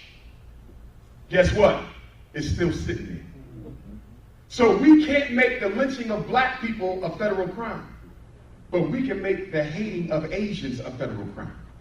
And we can make the hating of LGBTQs a federal crime, but black people will have to wait. What about the George Floyd police reform bill?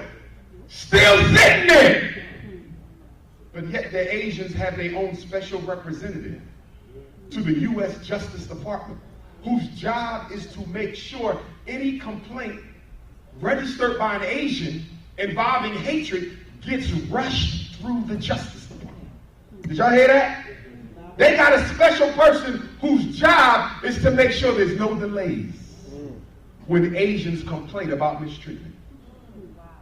But the point I want to make to you all is, how does your multiculturalism fit in here? Because black people have been telling me for 8 Obama years and 8 Clinton years that presidents can't do anything just for black people. That was Obama's whole argument. I can only look out for everybody. But you signed bills just for gay people. Joe Biden signs bills just for Asians. And did you also see that your president wants to make over what? 4 million immigrant citizens? With a pathway to permanent, he wants to give them a green card with a pathway to full citizenship and work visas. Here's the question. Half the black men in Houston and Dallas are unemployed. So how the hell you got work visas for the Mexicans? Come on. Talk to me. If half the black men in Dallas and Houston are unemployed, how can your president create a program to give millions of Mexicans work visas? And they can renew the work visa as long as they can prove they found some work. But how is that when black men ain't got no work? Because they was using Mexicans to replace you. Now they're going to use Asians to replace you. Kamala Harris is not the vice president just because she's a part-time Negro and a coon. She is the vice president because she got some Indian in her, right? And America needs India in order to fight against China and Russia. America can afford for India to side with China or Russia. So in order to appease India, they gave you an Indian vice president. Kamala Harris is not there that has anything to do with anything black. Okay? That was a compensation package to the nation of India. And guess what you're about to see? Not that it hasn't been going on already. An influx of East Indian immigrants are coming your way. Oh yeah. Oh yeah. See, the white man, first he was using the Puerto Ricans to replace black folks, Puerto Ricans and Cubans. Problem is they still black, so that wasn't a good switch out. Y'all feel me? So then they went with the Mexicans. Let's get rid of the Negroes with the Mexicans, and they still using the Mexicans, but the Mexicans are not well liked by white folks. So now they're going to use Chinese and East Indians to replace the Negroes. See, every year since Dr. King's murder, this country has given black people a weapon of mass destruction. Every year. Let's go through it. They killed Dr. King on April 4th, 1968. 1970, what's the first weapon of mass destruction? Economic genocide against black men. What did they do in the 1970s? Every major black city in America de-industrialized the inner city. Ship all the factories out. Get rid of them. Black men cannot be able to feed their families with a good paying factory job. Because as long as the black men can get a factory job, we can't fill up the prisons. Where the factories in Houston at? Where the factories that was in Chicago and Detroit, Milwaukee and Philadelphia. You know the irony is? The factory that once kept you out of jail in many cities have been turned into jails. Doctor. And then they went into the high schools of Houston and Dallas and took out all the industrial building trades. So daddy can't get a factory job, and we're going to make sure his son don't know how to use his hands so he can get a trade job.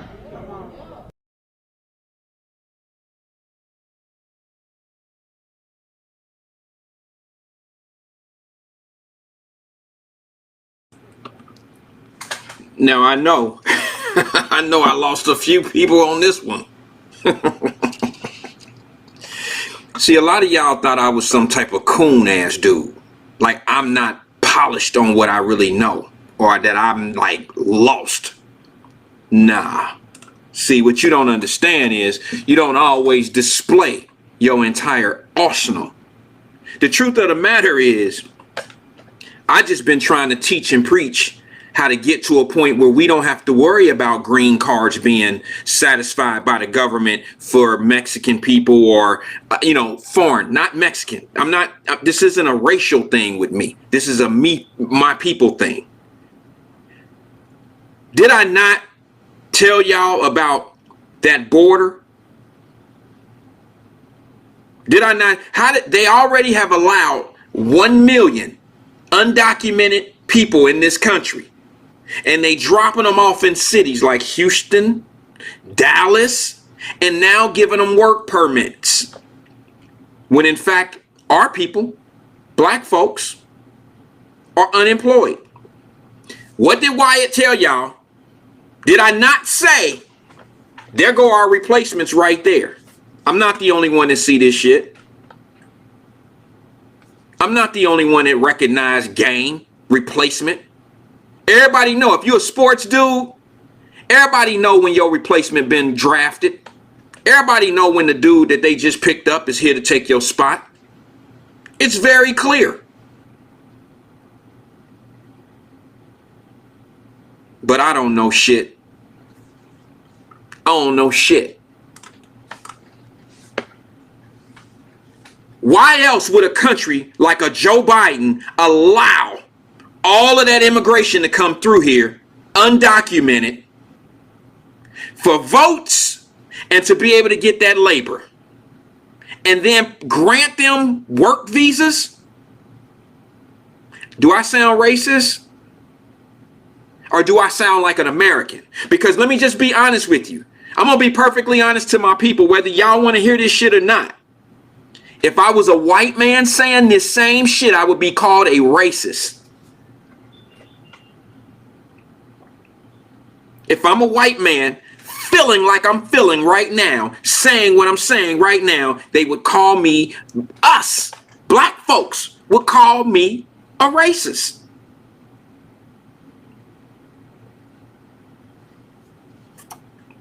But y'all know what I'm saying is real.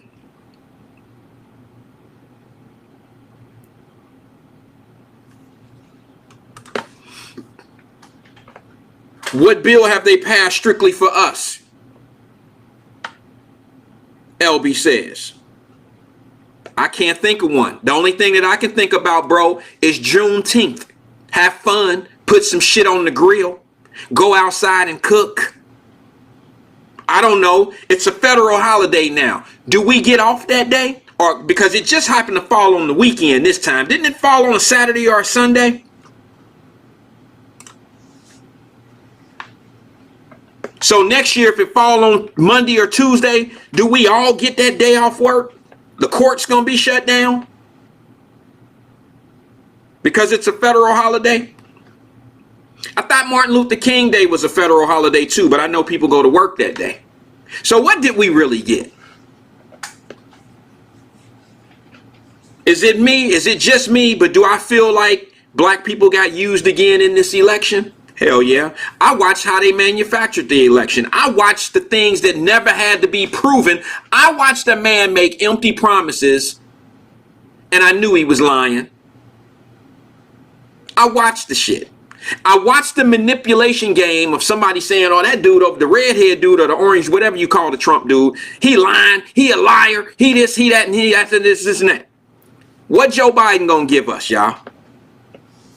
All Joe Biden gonna give us are programs The same programs that my grandmother, my aunts, my generational people after us have all grown up in. Programs with ceilings on them. Pelosi and them gonna team up and be together. And they gonna give us $300 a week, y'all. They gonna give us a stimulus check, one-time stimulus check of $1,300, y'all. We gonna go get our flat screen TVs. We gonna fill our refrigerator up one good time. And they gonna get 40, 50 million on the back end and have generational wealth off of the backs of our greed of a punk ass $1,300 check.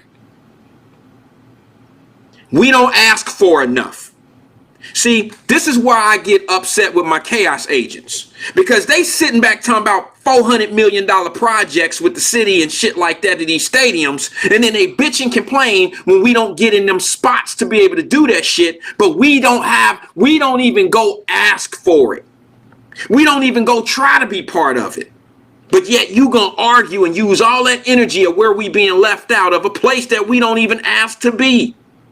I even heard one dude go as far as to say, yeah, they put the 400 million. Now this is a guy with an audience who says, yeah, they got the $400 million stadium down there and this and this and this and that. But ain't no black folks getting no jobs off of that. Well, that's a lie. That's a lie.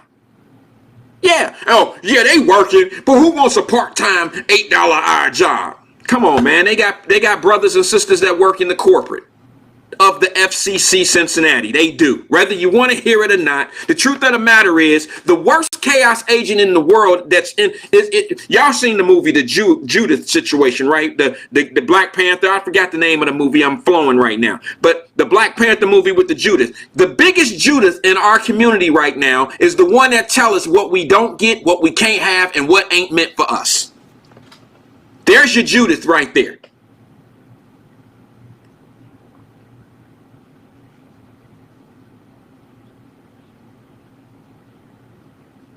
I don't want to hear the guy who's saying,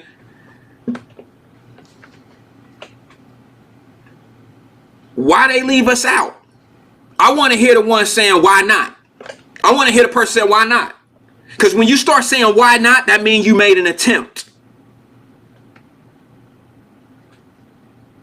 Half of the people that be talking about this economic shit ain't even got no economics in your city. They don't own shit. And they sitting back trying to...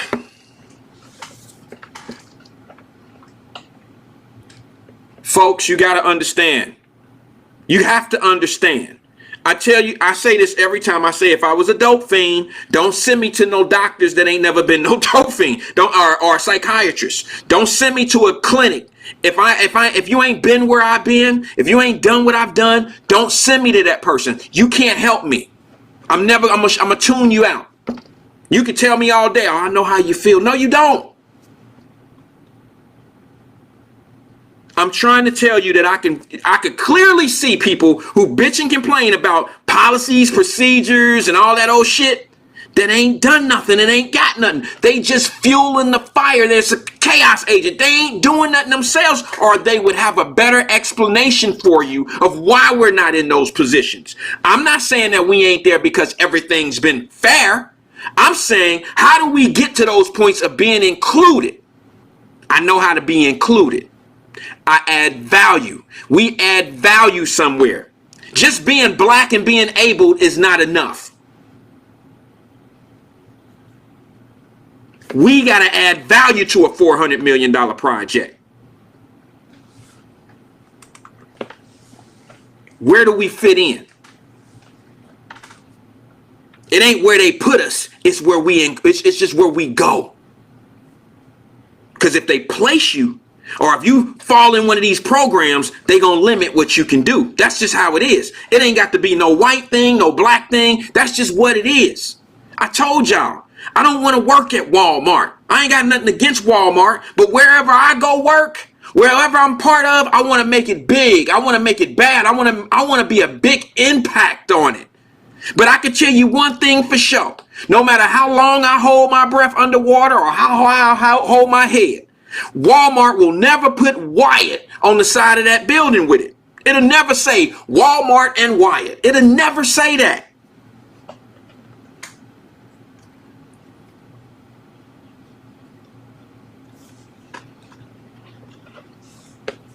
Guys, I'm telling you, we down there for years and decades hollering at the mayor, hollering at city council about this and this and that.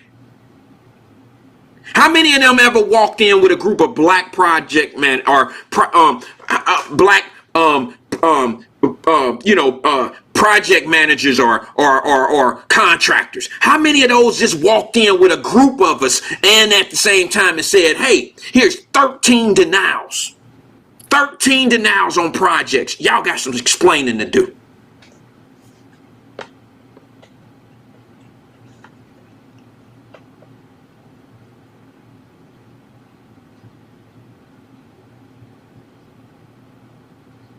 I just got to say this, man, and I'm going to end it because my energy level is low. But there's no excuse, black folks, because black folks, we were at our greatest when it was the worst time in the world for us in this country. So there's no excuse. And we have raised our children to be what they are today. Remember, let's go back to the Simone Biles thing. Let's just go back to some of these kids that I've seen in that age group that when they don't get their way, they can't handle the pressures of things. And then we have made it very easy to start now, this is very sensitive what I'm about to say. And some of you ain't gonna rock with me about this, but I've seen a lot of this personally. And what I've seen is this. I've seen kids who've been entitled their entire life, ain't got shit, we ain't got nothing. But parents can spoil you. You don't have to be rich to be spoiled. Spoil you, you get your degree, you go off and work for this company. Oh, they don't like me. I can't get along with my boss. Okay, try somewhere new. Oh, they get there, they sign up, been there 6 months, go to the next place, been there 4 months. And I'm talking about great college educated jobs. Oh, they don't like me. My boss don't like me. Oh, I can't get, they tripping. I'm coming in a little bit late. They tripping. All these conflicts, all this chaos, and they going from job to job with college degrees. Eventually, you got to look at yourself as being the common denominator, boo. Eventually, you got to be the one that you got to step up and say, I must have a problem. Because this is what the kids end up doing today. They end up going off get in these situations, lose 2 or 3 jobs, have conflicts, want to blame it on the fact that I'm black and I can't get along with the white employees. There's one excuse. Or mental illness, mental health. I can't do this, so I got to smoke weed. I got to calm myself down. Got to smoke weed. And that's just all bad. And then you get into this fake ass thing that weed ain't bad for you. It may not be it may not be like some chemical addiction. But some of us can't get up in the morning after smoking a bunch of weed at night or on the weekends. It slows you down. It makes you lazy. That's what it does. It's a downer. Some people can't handle it. Some people can handle it. Some people can't. I'll be honest with you and tell you, I come from the days of rolling joints off of the album cover and separating your seeds and shit. I come from them days, okay? But I also come from them days where I seen a whole lot of people smoking weed, them little bitty ass joints about as thin as your nail, and it slowed them down from being something great to this day. Had an opportunity to be something. And they rather smoke weed, drink alcohol, and do all that fun shit. Have a blast. And now we creating programs for them folks. Some of them we call mental illness. See, I got a problem with shaming mental illness. It's a shame when you got to blame everything on mental illness.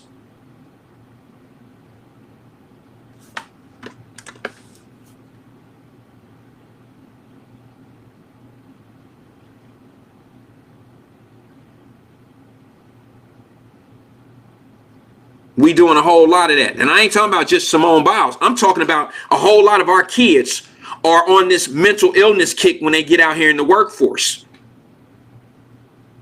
I'm looking at a whole lot of these Generation X kids. I'm telling y'all, a lot of them are bouncing from job to job. A lot of them are going home after work, smoking weed. I'm talking about got good jobs. Look, do what you do. All right, I ain't against you smoking weed or whatever. But if it's not being productive for you, it ain't even really for you to be able to see if you can keep up with your workload from you smoking weed. That ain't, I'm not your judge on that. I'm not trying to judge anybody on that. I'm just looking at some of the things that I see right in front of me. Call me Uncle Wyatt today. I'm just telling you what I see. And I'm telling you, people are blaming regular shit that's going on in their life today that they can't cope with mental illness. Now, when I say that white lady at the mall who said that black man was stealing something and because he ain't supposed to be in this store, and she calling everybody, like, you know, she calling the white security guards the N-word. She calling everybody the N-word. You can tell this lady ain't in the right frame of mind. You can tell. That's mental illness. But black folks, you know what we do? We call them Karens. Because we need that fuel to keep that other narrative going. Man, I'm going to tell y'all something that y'all don't want to hear. Black folks, we have given each other way too much damn credit. Y'all don't want to hear this shit because there's some people right here I seen make some comments and they rolling. I rock with Dr. Umar Johnson. I rock with him. I don't agree with everything that he say. But I'm probably about a 75%er. I believe about 75% of the shit that he do. Yeah, I'm on board with that. It makes sense. I'm an economic dude. Most of the stuff that he talks about is economic related. But let me tell you where we've given ourselves too much credit. We've given ourselves too much credit by believing we so much to white folks. We're not. We're very easily replaceable. At this point, we are. So stop. Stop hypnotizing yourself. Stop listening to these fake ass chaos agents like we on their radar to make their life so much better. And when we finally get something, it slows their progress down. No, it don't. No, it don't. Because guess what? We don't own enough in this world. We don't own enough in the United States of America to be a major factor. We're customers. We're not owners. When we spend our money, we got to spend our money with them. When they spend their money, they don't have to spend their money with you. They have selection. Stop giving us so much credit of they just ruining us. They don't want us to have nothing. I heard somebody say the other shit the other day on a show. I heard them say some shit like, see, that's why they destroyed the Black Wall Street. No, the reason why Black Wall Street was destroyed is because it was that time it was that era. If Black Wall Street, if it wasn't supposed to be there, it would have never happened. Racism didn't make it not happen. How that sound? Once they seen us getting progression, then they want to burn it down. No, racism is what tore it down, but it wasn't because we was getting progressions. It wasn't that. If they didn't, look, they own the rules, they own the books. You had to count jelly beans and shit to vote. How the hell you gonna open up a business with a liquor license? How the hell you gonna open up a hotel? How the hell you gonna get permits to do all that building if they so much against you being progressive? All they want you to do is stay out of their way. Get out my way. Oh, if you want a gambling joint, y'all niggas go over there and y'all gamble. But don't come over here gambling. You want to have a prostitution house? Go over there and open one up. Don't open one up over here. You want a shoe shine shop? You want a store? Y'all go over there and do it. Don't come over here with that.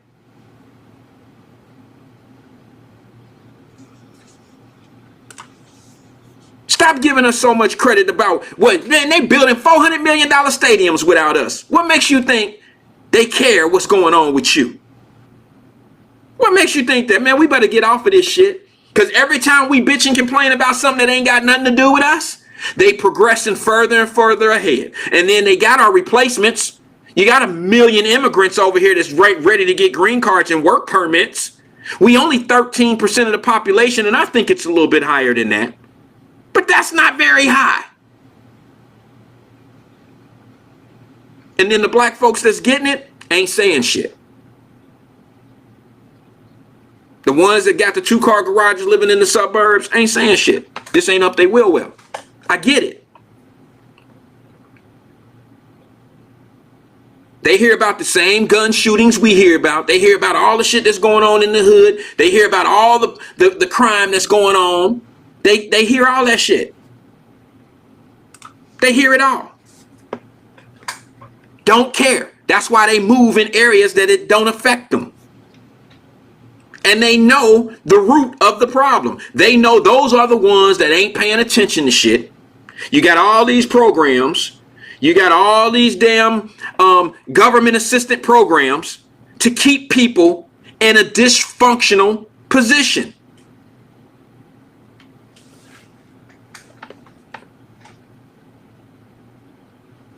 And guess what? Chaos agents and black folks are fighting for those positions. Fighting to keep us in them positions. I said what I said. And here go the thing. Here's the craziest shit in the world. Who this remind you of? Them same black folks that's fighting for all these positions and all these conditions and all that old shit, they don't even live like that. So who does that remind you of? The lady that's worth $114 million to me. She worth $114 million talking about the people need help. People need assistance. We got to get this $1 trillion passed. We need to do this for that and this and this and this and that. Pelosi, you half-ass dead. You got more todays than you got tomorrows. Why you care so damn much? Am I the only one?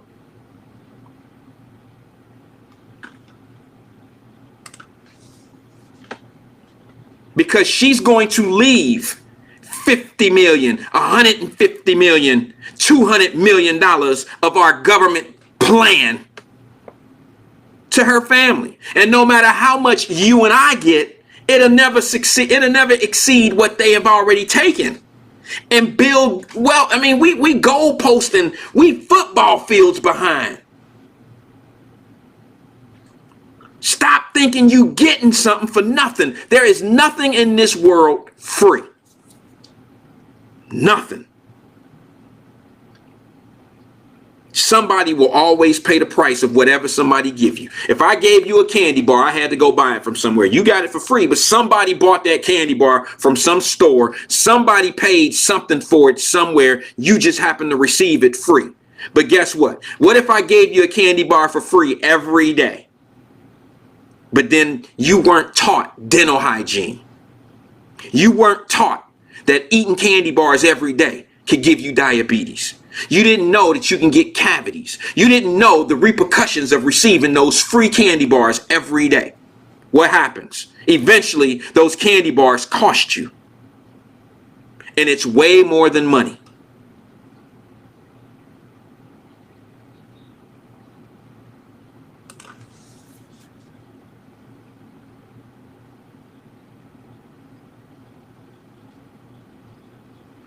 See, I've been called coon.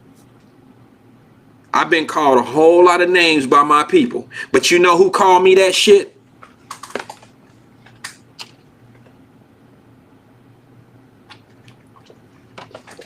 You know who called me coon? It be my own people who ain't in half the position. Ain't in no kind of difference, ain't in no kind of way to make shit better for nobody. Because most of them can only prosper in this world by being dysfunctional and keeping people comfortable being uncomfortable. Keeping you thinking shit ain't for you.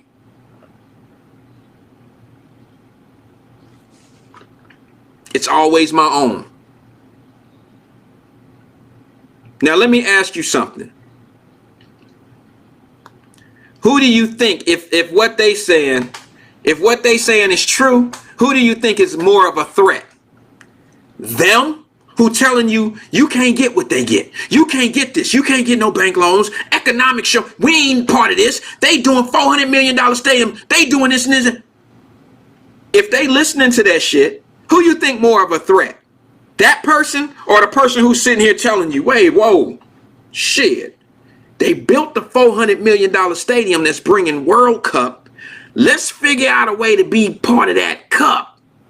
What can we do to get some of the money with little investment? They've already invested $400 million, y'all. Don't you get the back door entrance? Don't you understand what I'm saying? You don't have to own everything to benefit from it.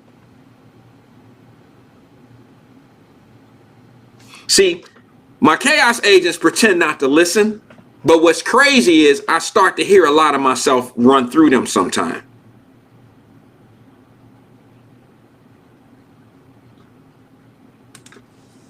I find myself listening to them sometime, and it tears me apart sometime when I hear them say things that they say.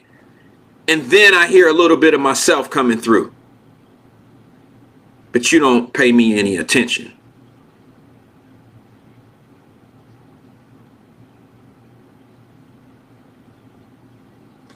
From Cincinnati to Florida. Got a couple of them. Listen, sometimes you have to focus on other people so you can focus on the right people.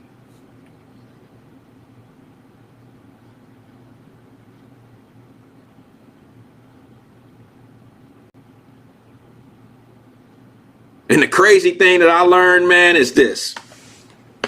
I hate to say it, man, and I know y'all know I live and die by Cincinnati, man. I was born and raised in Cincinnati, 1335 John Street and all that good shit.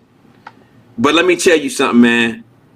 Cincinnati just has this, I mean, one thing that I think is a cliche is when people say, Cincinnati people,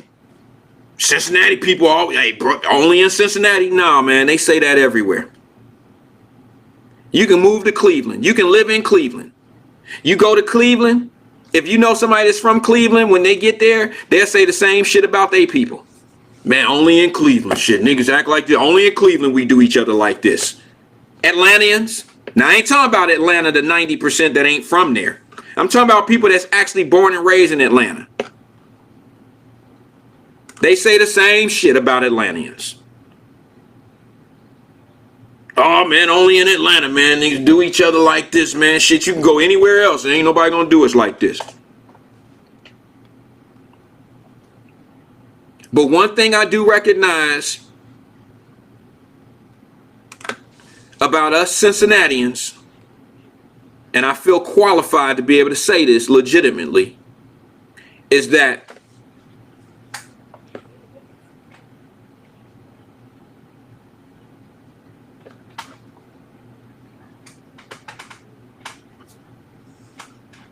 oh, I'm sorry, guys. I got a screen up. My fault. I was wondering what the hell that was in my screen, and I'm like, whoa, my fault. Y'all see the little screen? My bad. I got a little startled. Looked like a brother was on my shoulder. I'm like, what the hell? Who the hell? It was my screen. My fault. Don't trip. I don't smoke. I ain't smoking no weed or nothing. Drinking my tea. But one thing I do notice about a lot of people in Cincinnati is they do have and you know, you're talking to a brother that's from 1335 now, don't take it personal. We have this thing that is very common. And you got a lot of people that don't have much culture, that always talk a lot of culture. Ain't been nowhere, ain't done shit. But they lead the way. You know what I would like to see? And it's just a suggestion. Cincinnati, when you start getting your city council people, when we start getting our mayors and our police chiefs and stuff like that, try getting somebody from outside of the city. You ain't gonna like them.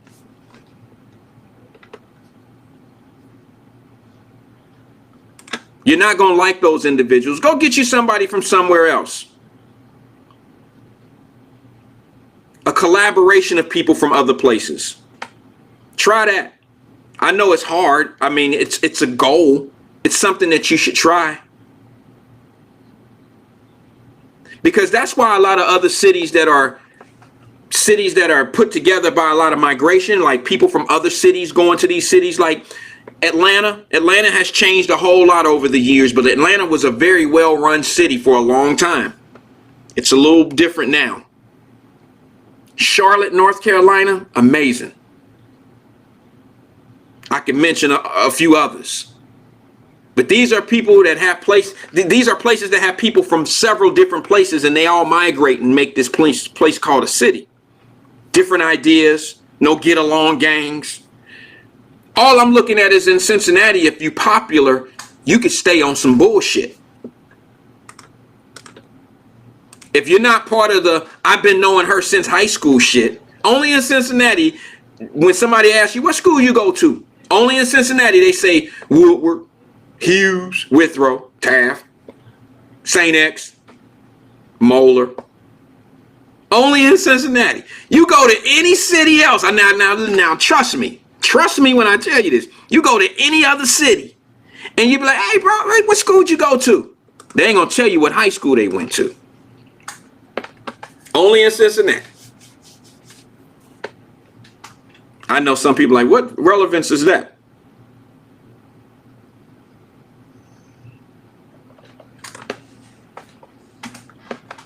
We just have this thing about knowing each other. And it's like, if you're not part of a circle, if you're not part of a certain group in Cincinnati, if you're not part of that gang that's been circling and see, you got to understand when name recognition is progression, you're probably going to be a loser as a whole. As a whole, when we're only voting for people in office because of a name recognition and they probably aren't really doing shit, you just know the name. There's a lot of people that get reelected just off a name. Oh, that's the next shit. I've been knowing that name since I was a little boy. Shit. It's like this. Y'all heard me use this analogy before.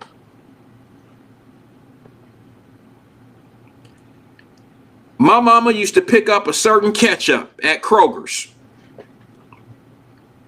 I've been eating that same ketchup since I was a little boy. When I go in Kroger's, I don't even think to try another brand of ketchup. I've been getting that Heinz with that 57 or whatever the shit is. I've been getting that thing since my mama said, put that in the cart, boy, let's go.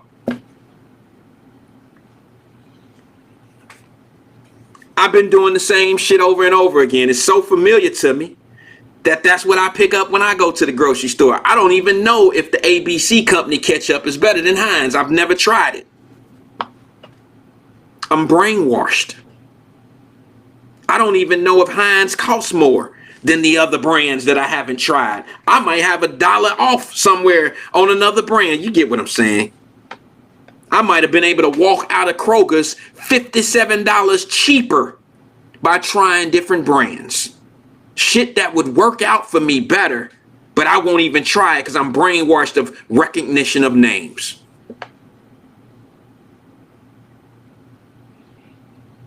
Who laughing? It's true. It's true. And that's what's going on with us in the city, man. Now, I'm here now. I can talk shit, right? I'm here now. I'm here. Watch who wins city council. It's going to be names that y'all know that other platforms and radio stations, whoever spend the most money and put the name out in the air long enough and high enough, that's who's going to win. Whatever white man or black woman or whoever get into the black churches and start getting congregations to get the preacher get their congregation to look at this dude, that's who going to win. It ain't going to be the person that's going to do the right shit for you. You got 3 indicted city council members, man. Y'all know the shit I'm saying is true. Federally. And they going to jail. All 3 of them. Well, one of them's already in jail. The other 2 playing politics right now. They asses is going to jail. You can say I said it. They can be mad at me. You can be mad at me because of the shit they did. And I'm telling you what's going to happen. They going to jail. Don't be surprised if they both take a plea deal after being in court for 3 weeks and they finally say, this shit real. No. I mean, I know the case is real. This is him talking to his defense team. But they didn't buy my shit I've been selling. I've been trying to tell everybody I'm the nicest motherfucker in this world. And y'all just don't. I'm sitting here in front of a judge. This shit was supposed to go away. They eventually will wake up to this shit. You're facing 20 years, G. You'll probably do 7.5. put that on either one of them. The feds ain't playing with you. And what happened to all their defenders? Where the neighborhood at now? Where all the church? Where everybody at? Did them churches give Pastor his money back for his defense? Hell no, I wouldn't either. I wouldn't either. We bought a furnace. You out. It's over. It's over. Shit. You gave us that on donation. Pass the plate. Where the band at? Get the band up. Walk down the aisle. Sign up. Get on with. Sit down.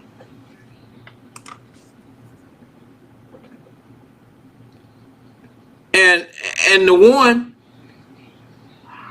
one who came in and wanted to sell himself to the black community. Now, what was new about that? What was unique? What was that shit? What was that? We ain't never seen that before.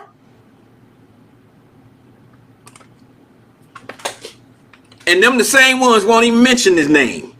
Won't say shit. Won't say nothing. Just be honest about it, y'all. Not me, not my crowd. Y'all can talk about it now. Because one of them going in trial in May of 2022.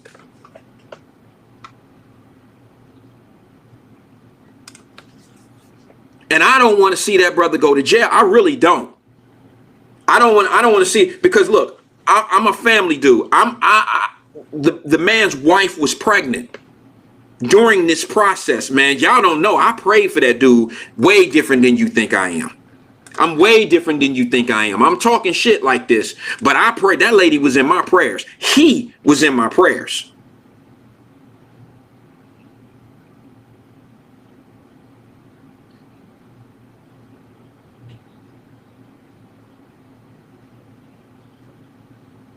But Nucky Thompson, I ain't pray for him. Oh, my bad, PG. Because he was on something different. He had a different plan. And I know. Boy, you better not touch them. I ain't saying nothing wrong. I ain't saying nothing that ain't true.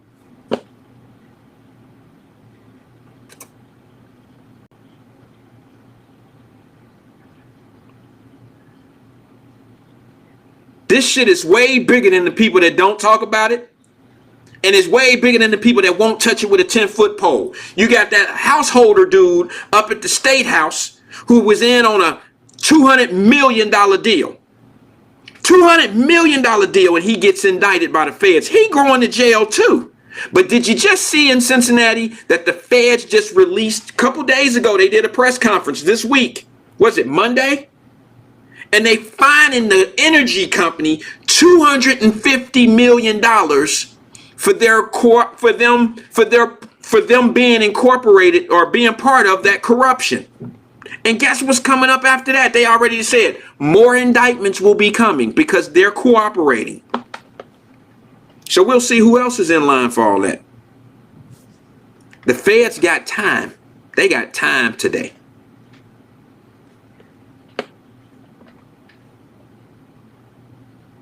There's some dudes holding their breath, shaking in their boots right now.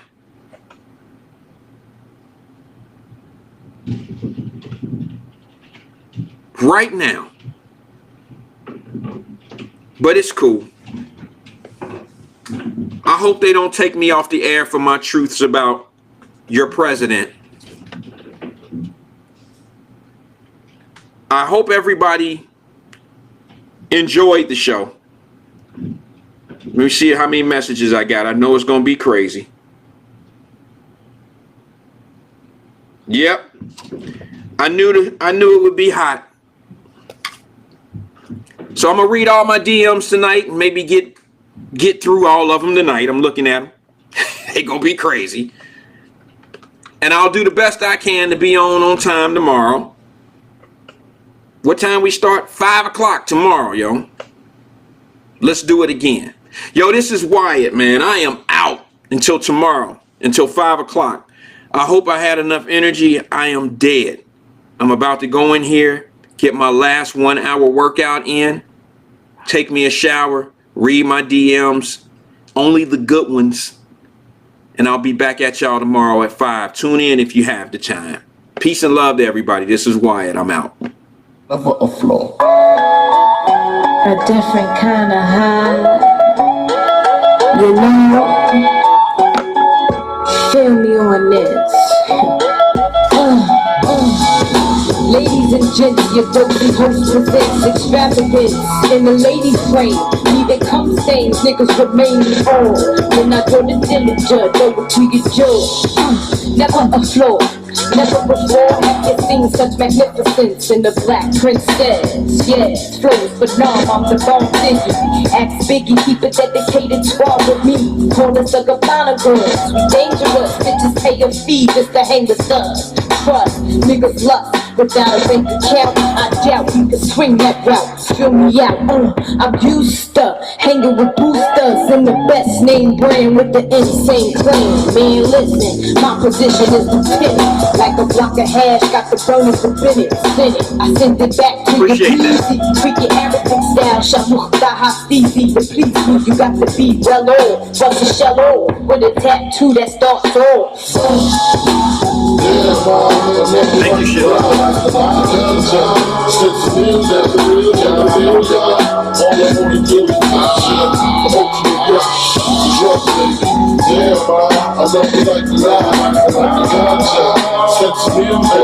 Can I feel ya? To my niggas that trickle a do, to my bitches that suck tickle a do, while the niggas stick the middle. I'm the John, y'all. High drippin' John 440. Peace and love. See you tomorrow. 5. Lyrically electrifying. Bitches be lying about the clothes they be buying. Some stores won't even let you roll in till I begin to embarrass that ass and get fast. Kim's a pass. Thanks, Elbert. Still drinking Peace booze. to you, King. I sit just down and land cruise. Receive all the ooze and the all. The juice. See you tomorrow. Flip nigga, I'm thinking you, baby Paul. Yes indeed, so it's first class, and yours is coach like the back. The credit mama, drive 5 miles a day, then I hit the sun. My girls rock Chanel and smoke mad marijuana. I love you like the Since all I wanna do is touch you. The ultimate rush, drug baby. Yeah, I love you like the Since all I wanna do is touch you. The ultimate rush, drug baby. Inhale this, clench your fist, then ya feel the mist through the uterus. Can ya picture this? Like without me, wake up you're having bad dreams. Cause you're feeding for a tote. My crew tote the meat coat. On the sail with the boat. What you thought? We get caught and get bailed out? Fuck the jailhouse. Hennessy on the rocks is all we got as we sail out. Entrepreneurs, stressed out boys, be glad we ain't taking yours. Born, I'm warning ya. Style wait for no bitch. I dream bitch when I fuck with scratch and sniff. Now I stack the shit, practice it. So no bitch can tap the shit. No rap in this, so I can relax a bit and get my toes lit. Drugs, nigga. Drugs. Yeah, ma, I love you like the all I wanna do is touch you. The ultimate rush, drug baby. Yeah, ma, I love you like the all I wanna do is touch you. The ultimate rush, drug baby.